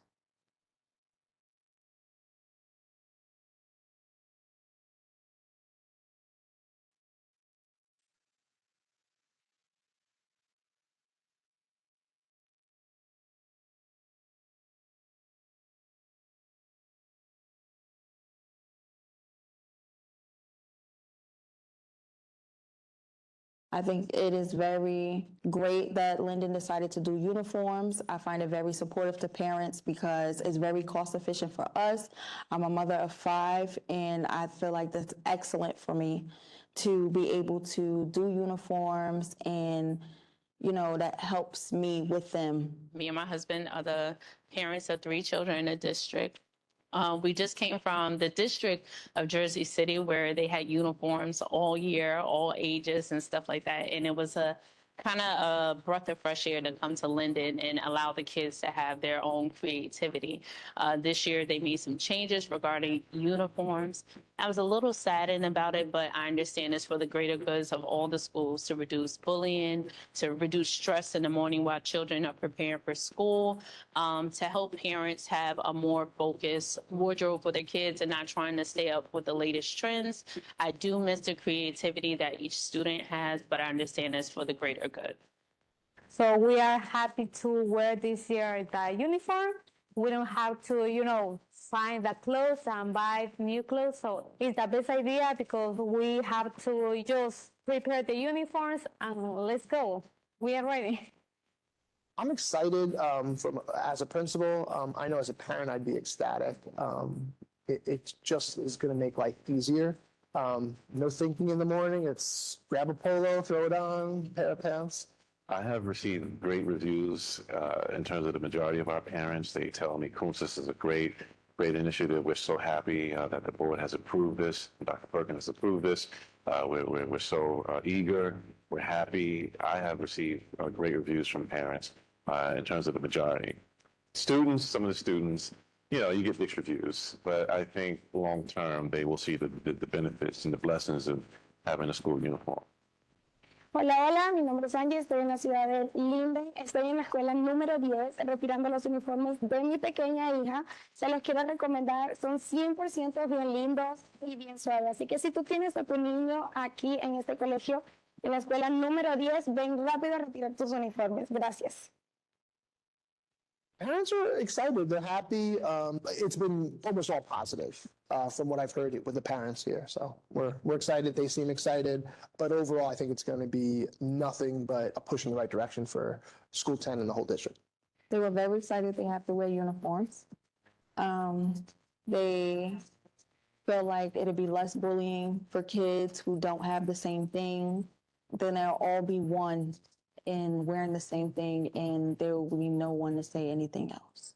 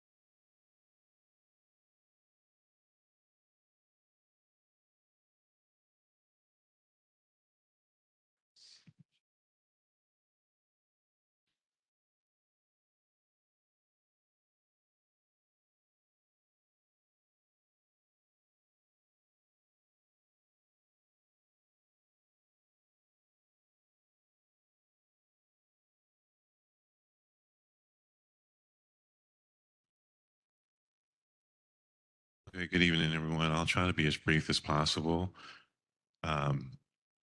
So this is our uniform policy. As I stated earlier, the Board of Education, we all know, approved this policy. And I was very, very happy when I heard about this because this is an opportunity to provide more structure, more discipline, bring about more equity, limit distractions, and all of those good pieces that will enable us to provide better instruction. I'll start again by saying I'm a parent. I've raised children. Again, my kids, they wore uniforms in grade school, and they're productive young men at this point. They're college graduates. They're very disciplined, very orderly. So I think this is a win-win across the board. So these are the pieces in terms of equity.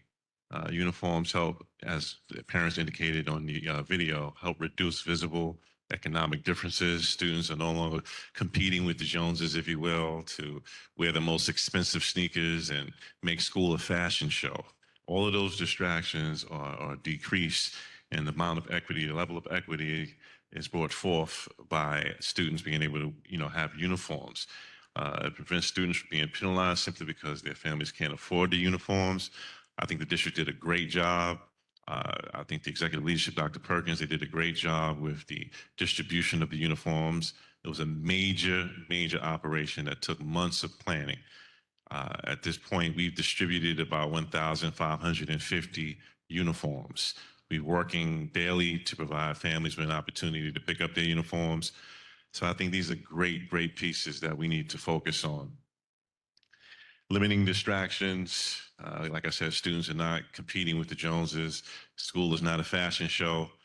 We're focusing on instruction. There's limited amounts of distractions to deal with disciplinary infractions.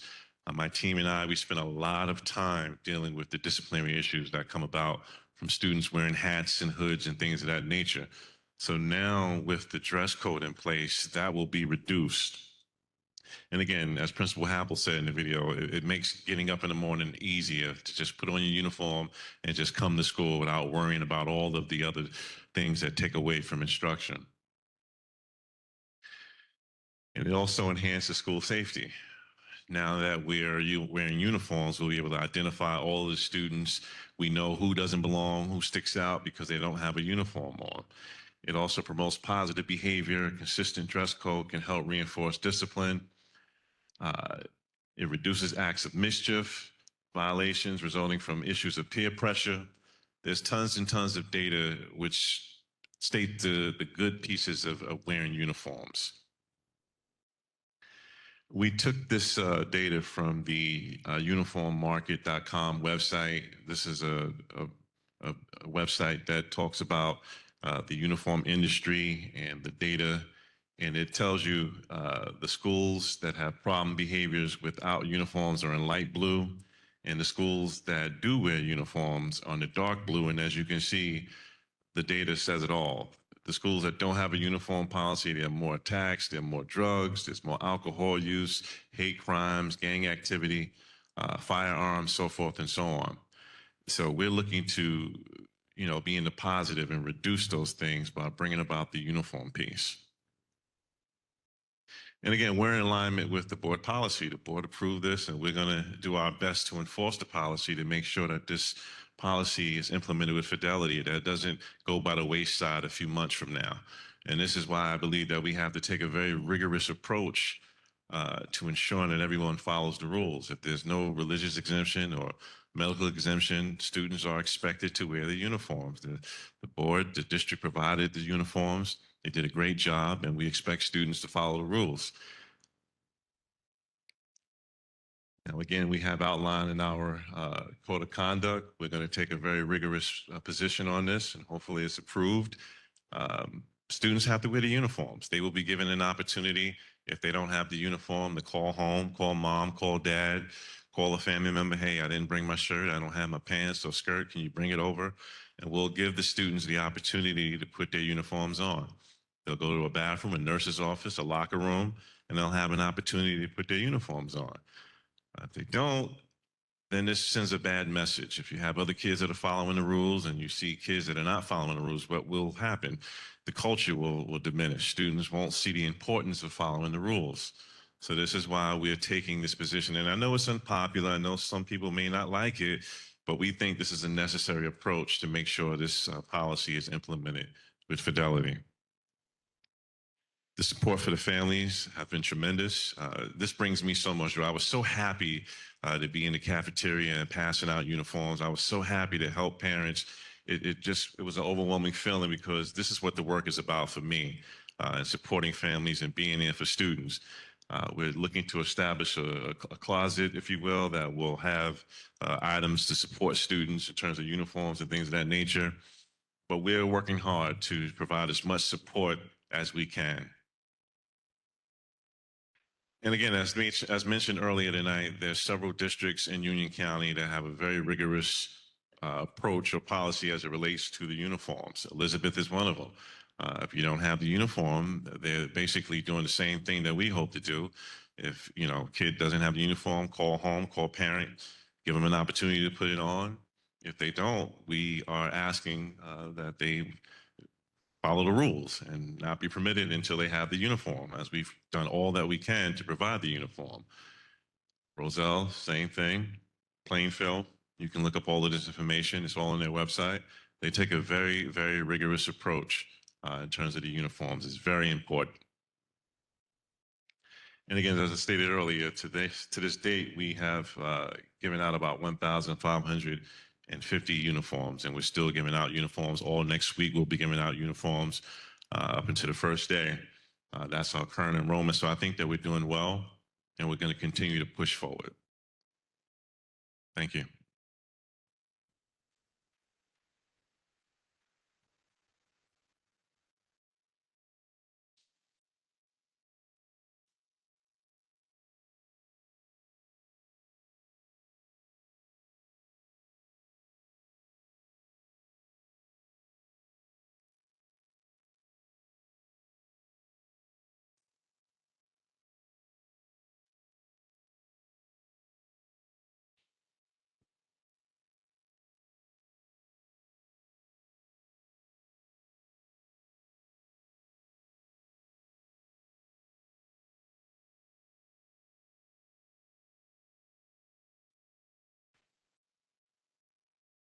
Thank you. So every year, we have to report out standardized testing. Last year, we had two tests that I'm going to speak to today. Okay. Every year, we have to present out, it's state law that we present out our results from our standardized testing. 2 of our tests that we had last year, I'm going to be speaking of today, starting with our New Jersey graduation proficiency assessment.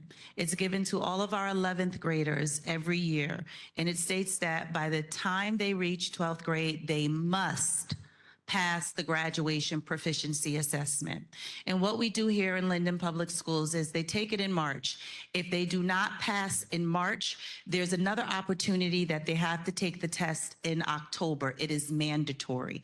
If the students do not pass that test for English language arts and math in October, then they go through an appeals process. There's other ways that they can pass this assessment. They can take the SATs, they can take the ACTs, or they can do portfolio assessments. We ask staff to come back, and then we offer tutoring after school and on the weekends, and then the students, they go through a process. Each year, we have 100% graduation rate where all of our students. So this data just shows where we're currently at from last year's assessment. In 2024, we had 442 11th graders. Last year, that number increased to 495. So we had 53 more students who took the test from the previous year. Of those 53 students are multi-language learners. 46 from 2024 went up to 80 from last year, 34 students. Our special education population, it went up by a few students, 4 students from 69 to 73. It is important that we share that because as we look at the data, we have 34 new multi-language learners who come to our district who may not know the language proficiency at all. They may be a level 1 where they need to learn English. And as a result, we are here to help, and I'm going to share those results from access testing after this presentation. So for this school year, we had 75.6% of our students pass the language arts proficiency section for graduation proficiency. Our gap to the state is is decreasing. The state is at 80%. Compared to last year, we went down by 2.5%. But again, I want to bring it back to we had 34 new students who are multi-language learner students who took this language arts test. So this aligns to the data that may not be proficient in English at that time the test was taken, but we are going to help them with the upcoming October and then also the appeals process. For our math testing, and this year we had 38.6% of our students pass the math section, and compared to last year, it went up 9.6%, and compared to the state, the gap is still large, and we are working on that. When we look at our demographics, 69.6% of the students identify as Hispanic or Latino. 81% of students passing identified as Black or African American, and 89.3% identify as white students for our English language arts. For math, our Hispanic and Latino students, 38% pass. For Black and African American, 32.3% passed. And then for our white students, 59.6% passed. When we look at our students who identify as economically disadvantaged, and that's for free or reduced lunch, compared from the last 2 years, 70% from last year compared to this year, 86. I'm sorry, let me clarify. The blue bar is our economically disadvantaged, and our orange bar are students who are not economically disadvantaged.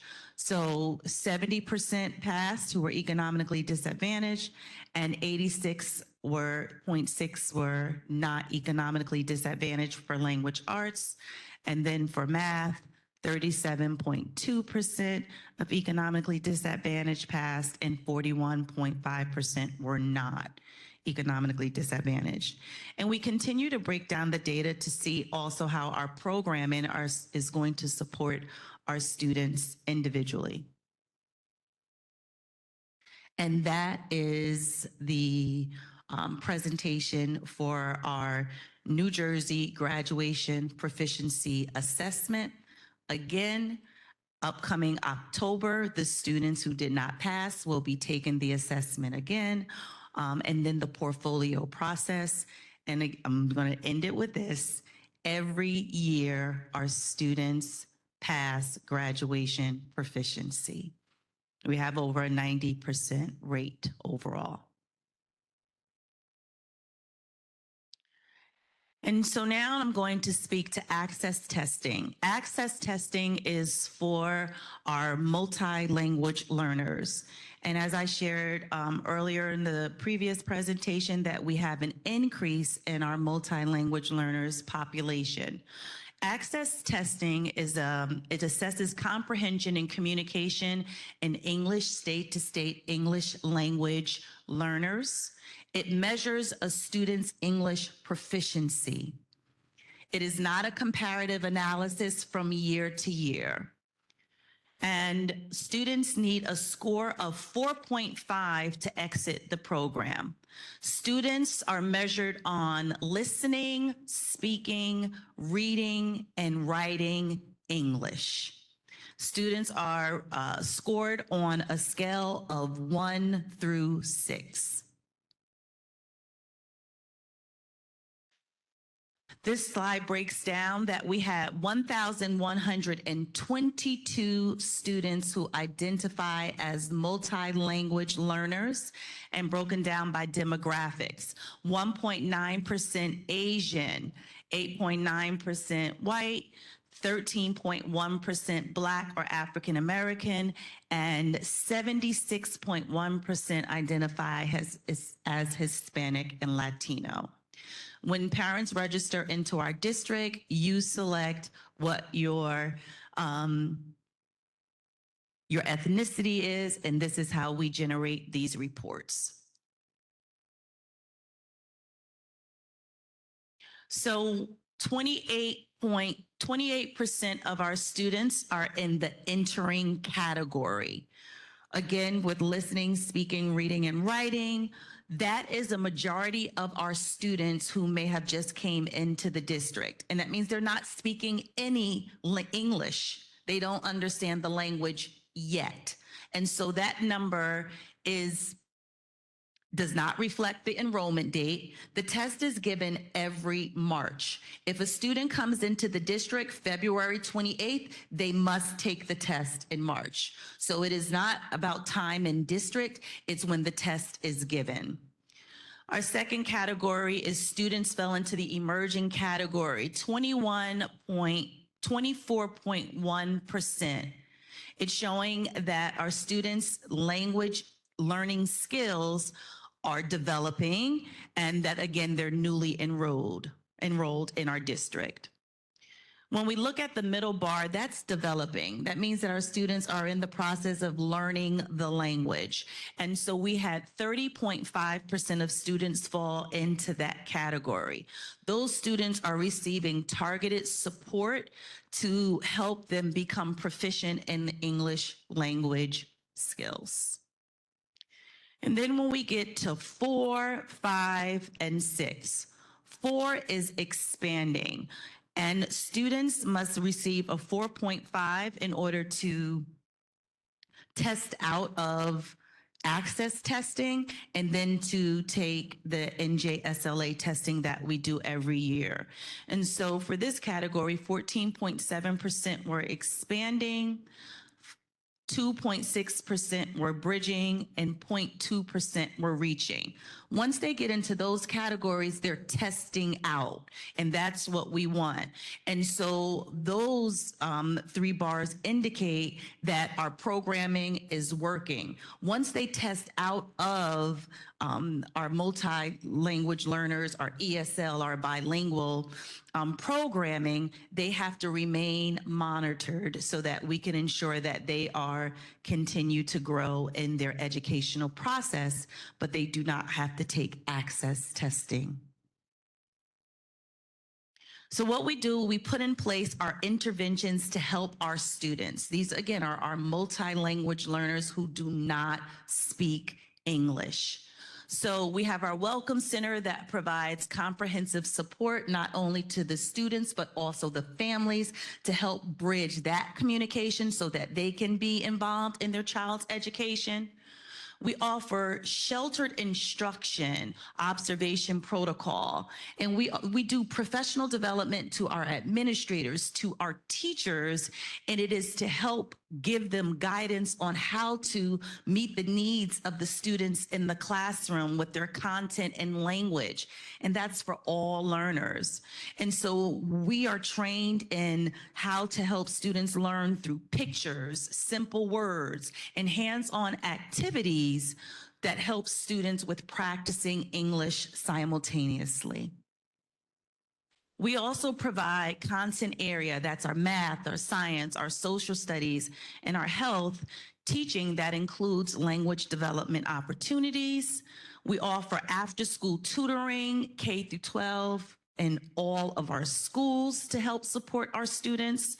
We have summer enrichment programs, and this last year was our first year, thank you, led by Miss Arlene, who's the director of our multi-language department, where we had teachers team up and they provided summer programming that not only helped with the students' language development, but it also targeted the New Jersey GEPA proficiency assessment. And again, as I shared in a previous slide, that we put things in place for all of our students to pass NJ GEPA. That's going to be coming back up in October. We're really pleased that we were able to offer this program this year. And additional programs that you'll see throughout our school year is that all of our kindergarten ESL classrooms receive push-in services. That is that teachers go into the classroom to help students who identify in needs for ESL. In grades 1 through 5, we follow a pull-out model where students go to a small group classroom with an ESL teacher and they receive specialized instruction. We have non-bilingual schools that follow a push-in model where they offer bilingual services for English language arts and math. We have part-time bilingual programs in our schools. And we also have bilingual support in general education classes where students remain in that population and they're supported with additional teachers. We have high intensity programming, whereas that we go above what the state asks us to do for providing services for students. They get a double period of language support in ESL and bilingual. And then we also identify students, it's called SIFE students. SIFE students are students with interrupted formal education. That means that a student may be in a different country and may not have been in school for 6 months, or that they have not received 2 or more years below their grade level in literacy in their home language. So we have a SIFE program put in place where we help those students so that they can be successful with not only taking the access test, but again, access testing is to do one thing only, and that is to identify our students who need additional support with language acquisition. And that concludes both presentations. Are there any questions?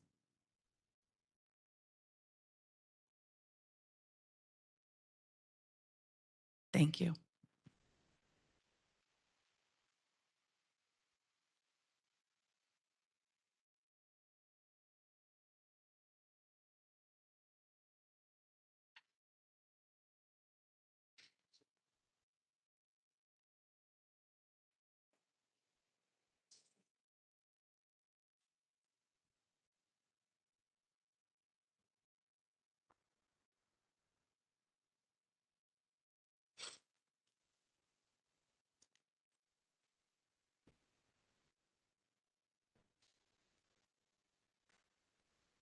Oh, yes, I'm done.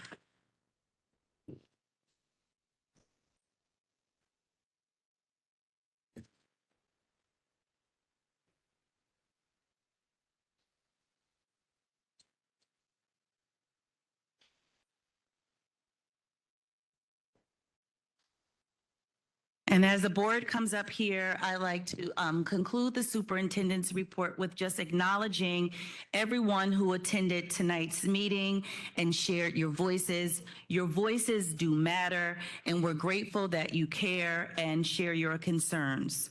We are here to work with everyone. I would like to thank the Board of Education, our community members, in ensuring that your voices are heard, and we're here to work together. If you have any additional concerns, please feel free to contact my office. We work together in partnership with you. Have there been changes? Absolutely, because voices were heard. From the beginning, our goal has always been to be transparent. If mistakes were made, we've acknowledged it. If we believe that the voices from the parents did include additional changes, we've provided that. And so I would like to just thank the board and all of the parents for continuing our partnership. And that concludes my superintendent's report. Thank you, Ms. Perkins. Thank you. Stop. So right there. Thank you, Dr. Perkins.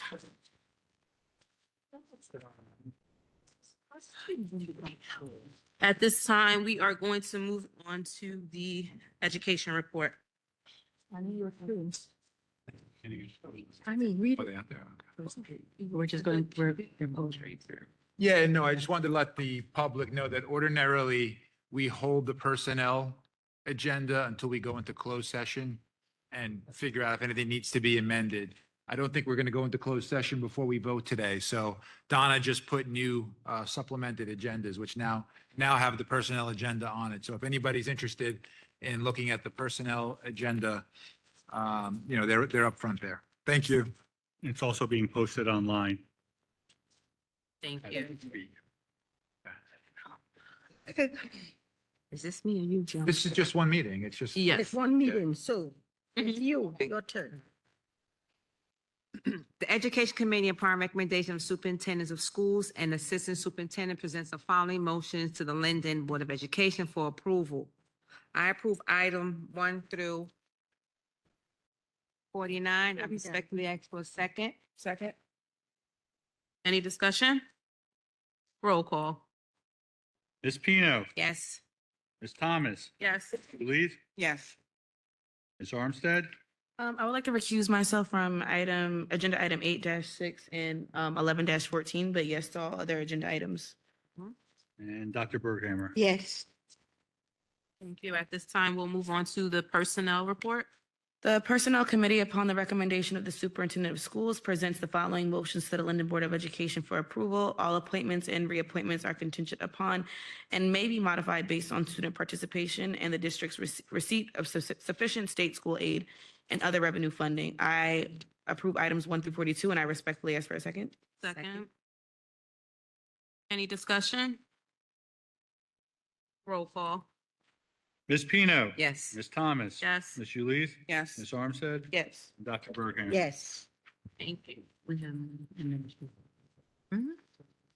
At this time, if there is anyone who is on the personnel agenda who just made an appointment or a reappointment that would like to come up and speak, please do so. I don't think we're ready, buddy. Oh, she's right there.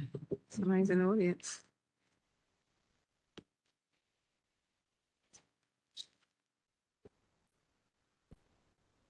Good evening, everyone. My name is Michelle Madariaga.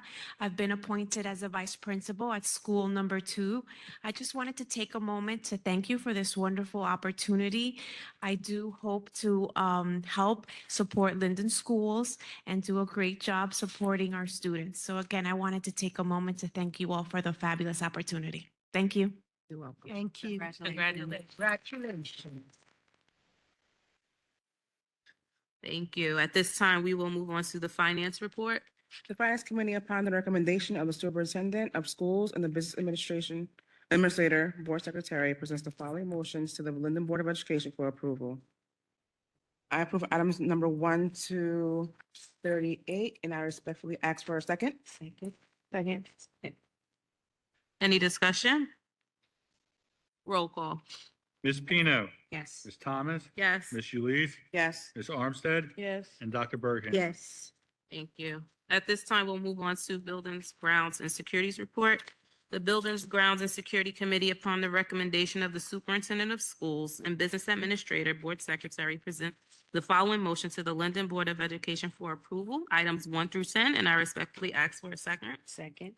Any discussion? Roll call. Ms. Pino. Yes. Ms. Thomas. Yes. Ms. Yuliz. Yes. Ms. Armstead. Yes.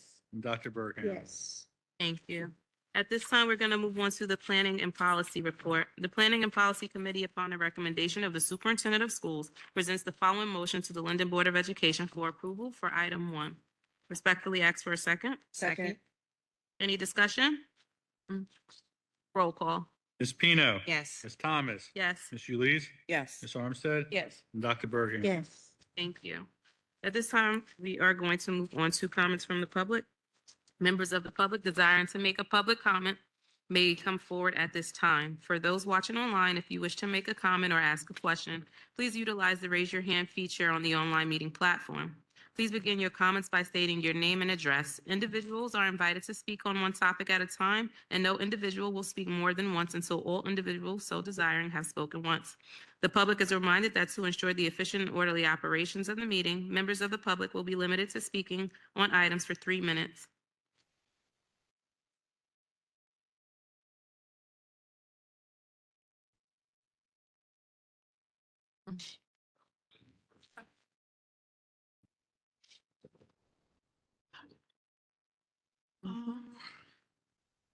Okay, hello again. I have a question regarding the student code, the student handbook. I thought that was going to be on the agenda tonight to be approved. It is, isn't it in the education? It's in the education report? Isn't it in there, right? I don't know what number. Yes. Yeah. So where is the actual handbook? So how does that work? You guys approve it without actually seeing it, reviewing it? Yes, we received, it's all electronically, and now it's going to be posted on the website. Okay, so how does the public speak to an agenda item that isn't on the agenda? Well, parents can review it. Handout wasn't out there. That wasn't, the handout wasn't out. No, the handout was not out there. The item was on the agenda, it was on the agenda. It was on the agenda. There's no requirement that you attach the actual draft handbook to the Well, agenda. okay. Because it's on the, because it's on the website. The current, what's on the website right now is for the 2024-25 school year. I'm asking about the upcoming school year. If you want a copy, we can 25-26. get you one. Well, that's what I'm talking about. I'm trying to make a public comment about it, but we don't have a copy of it. You Right. guys already approved it, Right. right? And as I said, we're not required to have a copy for every member of the audience. So, okay, there seems to be a discrepancy about that because the board president is asking why wasn't there a copy out there and the superintendent, and then you come in as an attorney saying that it's not obligated. Yeah, I don't see any discrepancy there. That is a discrepancy because you guys were confused about it being a copy out here. They seem pretty clear that there's no requirement to have a copy. I think. You were pretty clear. I think. As the- no, I think you everybody were here is. pretty I'm good. clear. Thank you. All right. So this goes back to my point about the transparency. You guys asked for, have a relationship with the parental community and have a positive fostering relationship. But then we ask certain questions, we don't get answers. We send emails, we don't get answers. It wasn't until I think I had to, put an email in chat GPT, I'll be honest, to get an answer from, the superintendent or whoever responded to me. And I know that in the strategic plan, there's a mention also about, having more involvement from the parental community. So I just wanted to talk about that. I thought that was also going to be on the agenda today because when we had a conversation, Dr. Perkins, last week, you said it would be, but it's not on the agenda.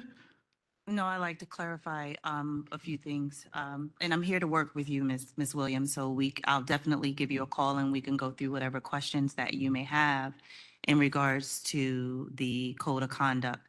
The strategic plan has been board approved. The strategic plan is in effect for September 1st. And so all of the documentation about the strategic plan is currently on the website. From my perspective, you were asking when will we get started with those parent advisory committees.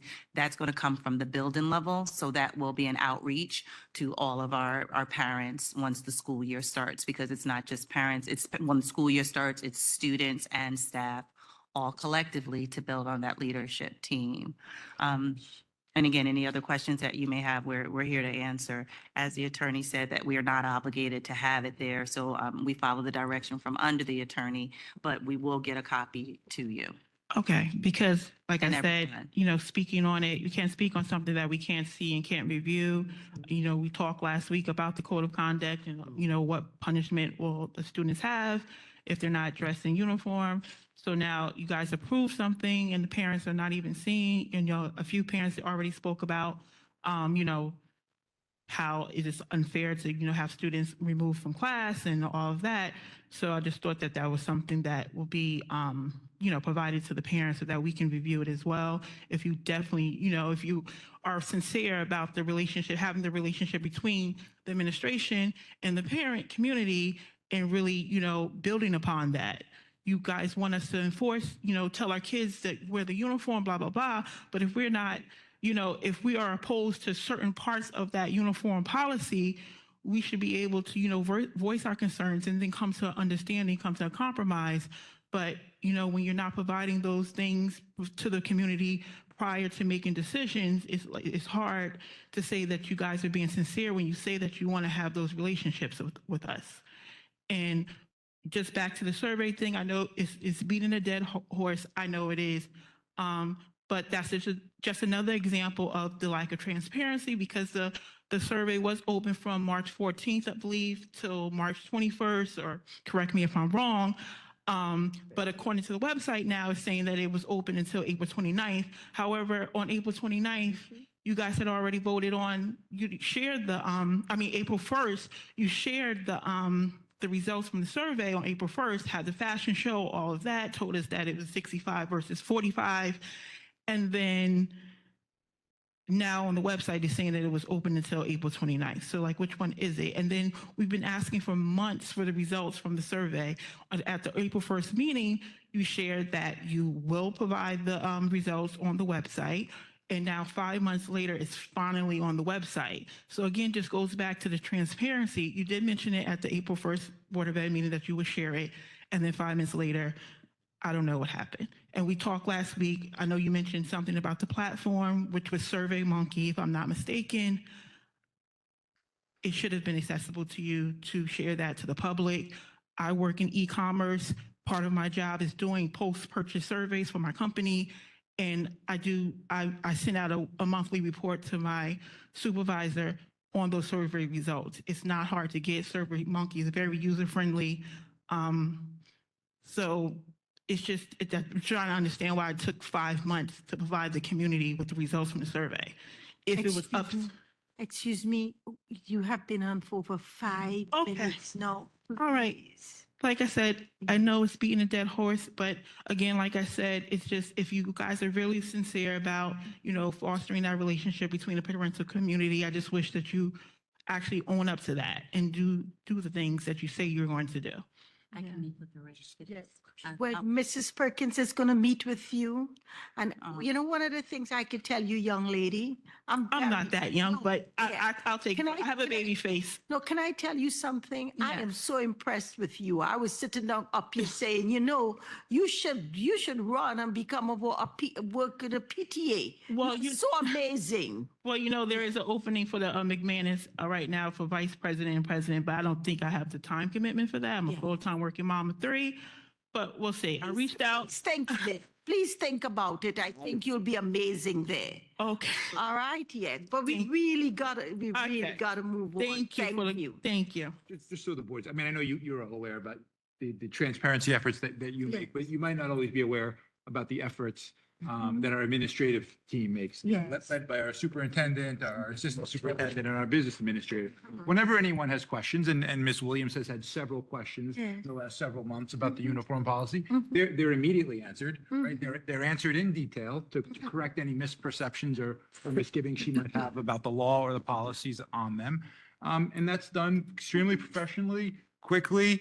So we talk about foster relationship, that's done even when there are comments made about members of our hardworking staff that she knows to be false and could potentially be defamatory.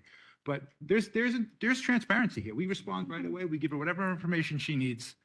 We don't hide anything on this board. Yes, you are correct, Mr. Garcia, that I did receive a quick response to my email. You are absolutely correct. However, there were numerous parents and teachers that reached out to me saying that they did not get responses to their email. You had a parent earlier say that they sent the email to Dr. Perkins on August 9th and they never received a response. Dr. Perkins say she didn't have the email in her chain. You're absolutely right. I sit here every month and I hear Dr. Perkins not beg, but ask people repeatedly to come see her in office, make a phone call. She never turns anybody away. You're right. We had a meeting and I already addressed that we actually acknowledged that she did respond to my email and we did have a meeting. I'm talking about the other parents who may not have showed up today or did show up that did not get responses right away. Yeah, Miss Williams.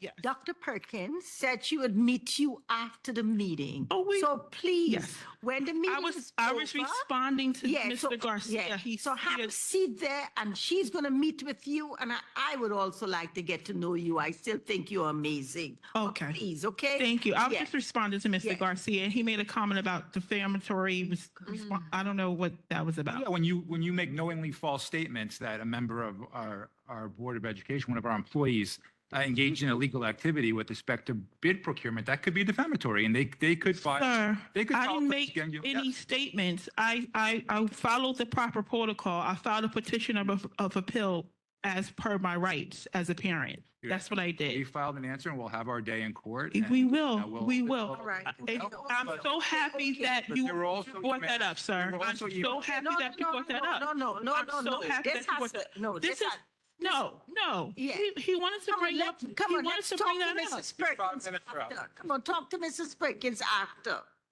Why would you bring that up? I know, but let's talk to Mrs. That I Perkins filed a after. petition. Thank you. Thank you very I much. also have it in email what happened. You're fine. We have the emails, right? No, Thank you. Mr. I know you have the Mr. email. Garcia, no, this has, come on. Listen. All right, so, He violated public school contract law. Oh, That's what no, happened. no, I didn't make yes. any defamatory You've made that allegation accusations. several times. You were corrected several times. So you I know was that on you his know for a time. fact that the statements you're making are false. Yes, You've been right. warned of your rights. And if someone files a claim against you for defamation, that's on you. yes, come on, Mr. Have a wonderful night. Yes, no, we know. We wanted to wait to speak with Mrs. Perkins. Yes, please wait. Mr. O'Halloran, you want to speak? Yes. No, come on. Right, go to the microphone. Okay. Craig Hellern, 120 Donaldson Place. This, I have a question. I mean, is the board and the administration prepared to deal with an issue about uniforms? It sounds like no kids in the elementary schools will be sent home for uniform issues. Do I understand that correctly, I believe? Yeah. Okay. Middle school That's as not well. like middle school and high school, no middle school kids either. Okay, so now we get to high school students. What happens if 1/3 or more of the students show up in improper uniforms or no uniforms? Is the school and administration prepared to send them all home? Yes, as Principal Kuntz shared his presentation, he did indicate, yes, that his staff is prepared. Our goal is not that we don't want to send any students home. No, I We- don't. You know, I'm not our- saying you do, but with some of the issues such as, I know a lot of different issues as far as uniforms irritating students, skin and stuff like that. I mean, there's a lot of issues that were brought up and, I'm just throwing out a hypothetical. Mr. Holland, we'll certainly, for both students and staff, we have obligations under the ADA. So if anybody has a legitimate diagnosed medical condition, we're under an obligation to see if there are reasonable accommodations that we can make for that. And we're going to continue to do that for our students as we've been doing on other issues for several, since I've been here, certainly. Yes. With regard to how we're going to handle it, again, there are an array of options. I sort of walked through them with you earlier, right? As to what different districts do. At the end of the day, our response, particularly if a third of the student body is not showing up in uniforms, then you gotta assume a large percentage of that third is doing it willfully, right? And our response has to be meaningful enough so that the policy, is not just, as some others said in years past, that the policy just is completely ineffective because nobody's going to abide by the rules. We have rules in this district. We can't pick and choose which rules we're going to enforce and which ones we're not going to enforce. We have rules right now. The rule is going to be you have to wear a uniform. And if you don't wear the uniform, then the district staff will decide which of those array of options we discussed earlier they're going to choose to try to compel people to comply with the rules. Mr. O'Halloran, you know what amazes me? We have 1,900 students in the high school, right? We have 600 of them that is in a ROTC, right? Yes, and Do you know, I have never seen a student show up for ROTC without uniform. We have about 30 students in basketball. I have never seen one of them show up without a uniform. I could go on and on for all our clubs. The students have to wear uniforms, and they do. If parents do not want to have their kids to wear a uniform to come to school, it is in most cases a choice. Yes. It is a choice on the part of the parent. Wearing uniforms do not hurt any child. So if the school have an uniform, I could understand. For some parents, there may be a financial issue, but for most parents who choose not to wear it, it is just a choice. Because they get money out of their pocket to buy ROTC uniforms. Do you know a lot of the clubs that the students are in, they find the money to buy the uniforms? So reality is to wear or not to wear a uniform, it is in most cases the choice of the student and the parent. Yes. No, I do understand that. I was just, wondering, in a hypothetical case, how would the administration and board deal with that? And I believe all my, questions really have been answered. And so, I know ROTC, I think it's great. I've actually written to the president about the great ROTC program we have here. And, I can't say enough about the ROTC program. I think it's great. So, like I said, I was just throwing out a hypothetical, and thank you for your answers.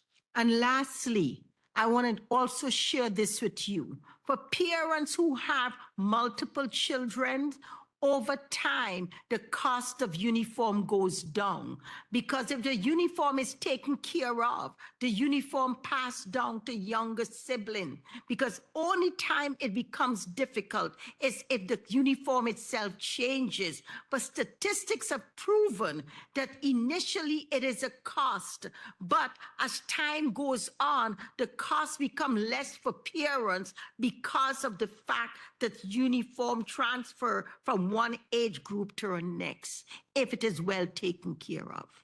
Okay, thank you very much. Thank you.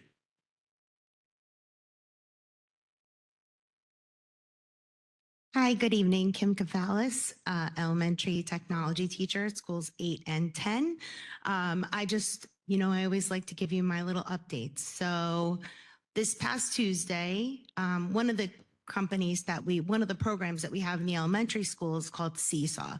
It's our main platform, digital platform for the students. And Linden has been a very big supporter of the program, and the program actually has asked us to do many things on occasion. Dr. Perkins and I were actually able to speak with them, and we've done a lot of work with them. This past Tuesday, I was able to help organize a New Jersey Seesaw event. It was held at the Clark Holiday Inn right by the Parkway, and I got to keynote the event, and there were several. We had a whole table full of Linden teachers. This is a Tuesday in the summer that they did not get paid to go. It was a free event. We did provide breakfast, but they went from 9 to 12 to learn, to grow, to share with other people. We had educators from Edison, Kenilworth. There were several private schools, Wardlow Hardridge School, and they were all in attendance. And so it was really nice to see a full table of Linden teachers on a Tuesday in the summer take their own time to learn about all the new features that are going to be in the program. And I just wanted to let you know that. Thank you. Thank you. Thank you. Thank you.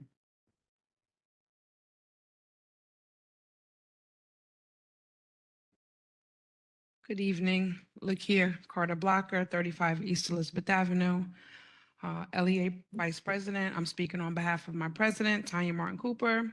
Good evening, members of the Board of Education, administrators, and members of the community. I stand before you on behalf of the LEA. I want to sincerely thank you for updating the salary guide prior to September by ensuring the salary guide was finalized before the start of the school year. You provided reassurance for the staff, knowing that there will be less retro pay to calculate. I would also like to extend a special appreciation to the negotiation team and the leadership and dedication throughout the process. Thank you. Thank you.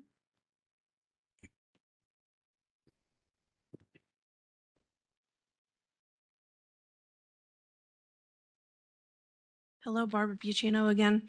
You were speaking about the other uniforms such as ROTC, band, sports. Those students choose to be in those clubs, organizations, what have you. They choose it. They choose to wear those uniforms and they wear them proudly. I know a lot of them not choosing to wear the school uniform. If I can ask a question about the agenda, please, on page 9, number 20. It says Tiger Stadium that, you know, the sports teams, the cheer, et cetera, they're practicing at the stadium from 8 a.m. to 9 p.m., September 3rd to November the 7th. Is that correct? Number 20 is what it says. The band also practices on Saturdays at the field. So that might be a conflict. We'll confirm those times. All right. Okay. Yeah, we'll let you know. I see the 8 to 9 a.m. That may be a clerical error. Okay. I'm not sure, but okay. Okay, myself and quite a few other parents are concerned. Some have said about obtaining teachers and keeping the teachers and having, you know, maybe inadequate subs in for them. I also think that is extremely important. Both my children have gone through that. Not a good time. And what can you say about Mr. Bender? And will we have an IB Chinese? Because my children are panicking. Miss Hu is wonderful, but she is not IB So we can't certified. talk about specific teachers by name. Ms. Bucciano, I just want to say that, but I can speak with you independently if your student has concern, your children have concern about interaction with teachers. They're worried about what their schedule is going to look like. And will they be able to take IB Chinese We have IB Chinese in the schedule. with a good enough teacher Yes, Mr. Bender is on that our is staff. certified? Yes, he, you know, our Chinese IB is filled. Okay. One of the things that I want to clarify with everyone is that we're actively seeking teachers. Our budget has not inhibited us from hiring teachers. We need content-specific teachers, biology, chemistry specific. That means that these educators must be qualified in that subject area. We have postings, we do job fairs, we put everything out there. We're looking for them. We're looking for additional ways outside of the normal, just the job fairs of how else we can bring teachers in. And so our goal is to staff our classrooms. We just hired more teachers. Congratulations to those that are there, but we will not stop looking to elicit teachers to fill our classrooms. If that's not the case, then we do get the qualified substitutes. And I know that you were subbing with us for a long period of time as well. And I wasn't treated fairly, so I kind of stopped. And There are issues with that as well. That's what I got. To that point, the board just completed negotiations with the Linden Education Association, and the board made a tremendous effort to make sure that contract makes us as competitive as we can be in a job market that's extremely tough right now. To Dr. Perkins' point, and I could tell you this firsthand because I'm counsel to a number of districts, every district is having a problem getting teachers. True. It's not unique to us, and I can assure you, because I heard other people say too about the $400,000 for the uniforms. Budget has never been a reason why, we've sometimes had to bring in temps or outside subs for teaching. It's not a budgetary issue. We have the money. Right. I notice over here where the Speedway was, we're getting our sixth 7-Eleven. Why do we need six? Why didn't somebody in the board step in and say, we can use that for a parking lot? We There's can't, no it's parking. private property, man. We can't tell them what to do with their property. Couldn't somebody stepped in and say, hey, I want to put in a bid for this? Because there's no parking for, let alone teachers, but visitors and subs and seniors that drive. Yeah, there's regulations in regards to property that has tanks underneath it. They're gone. They took them out. Yes, but if you've ever had an underground tank, there's always leakage and there's always going to be continual testing that needs to get done on it. We did actually contract with, we actually reached out to a realtor, but there was an issue in regards to we're not, as a school district, allowed to buy property that had a tank underneath it because of those issues. So it wasn't that we weren't looking at it. We're always looking at things like that, but that's the issue. And I could tell you because as a school district, we have issues with tanks that were in the ground, and we are continually testing them 10, 15, 20 years after they've been removed. If that's the issue, that's unfortunate. But now we're going to have our sixth 7-Eleven where the students are going to go out there and hang out and skip classes and so on like they did before. There's nothing that the board or even the city can do about how a private property owner uses their property. If it's within the zoning, it's within the zoning. You can't tell them. And I'm bringing this up again because in addition to doing school boards, I do planning boards and zoning boards as well. And I hear people also come, why do we need another nail salon? Why do we need that's unfortunately, it's zoned commercial or it's not zoned commercial. We can't tell people, a public entity can't tell a private property owner, no, we don't want a nail salon or we don't want a 7-Eleven. We want X, right?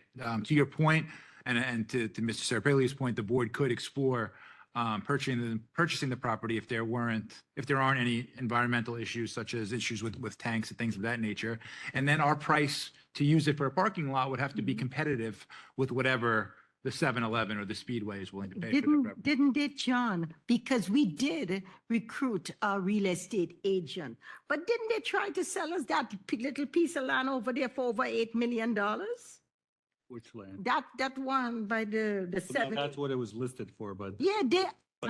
But like I said, there was issues Yes. with that when we were speaking with the realtor Mhm. in regards to it about a school district being able to buy property that had tanks in it. Yes, that was one of the issues. But the next issue is that little tiny piece of land that had oil tank in it that could contaminate our students. They wanted to initially sell us for $8 million. You as a parent would know that would be an insane amount of money for that little piece of land that have oil tanks in it. Wouldn't you agree with that? Right, but uniforms and yonder pouches are better. Yeah, but better way to use the money than parking, which you have none. We're $8 million. So we had to, that's why we made the initial decision we did. Anyway, I thank you very, very much for coming. I think it's time we close up this meeting. Is there anything else we on the agenda? I'll respectfully ask for a second. Second. Roll call? Ms. Pino? Yes. Ms. Thomas? Yes. Ms. Ulyss? Yes. Ms. Armstead? Yes. And Dr. Berg? Yes. Meeting adjourned? Oh, meeting adjourned.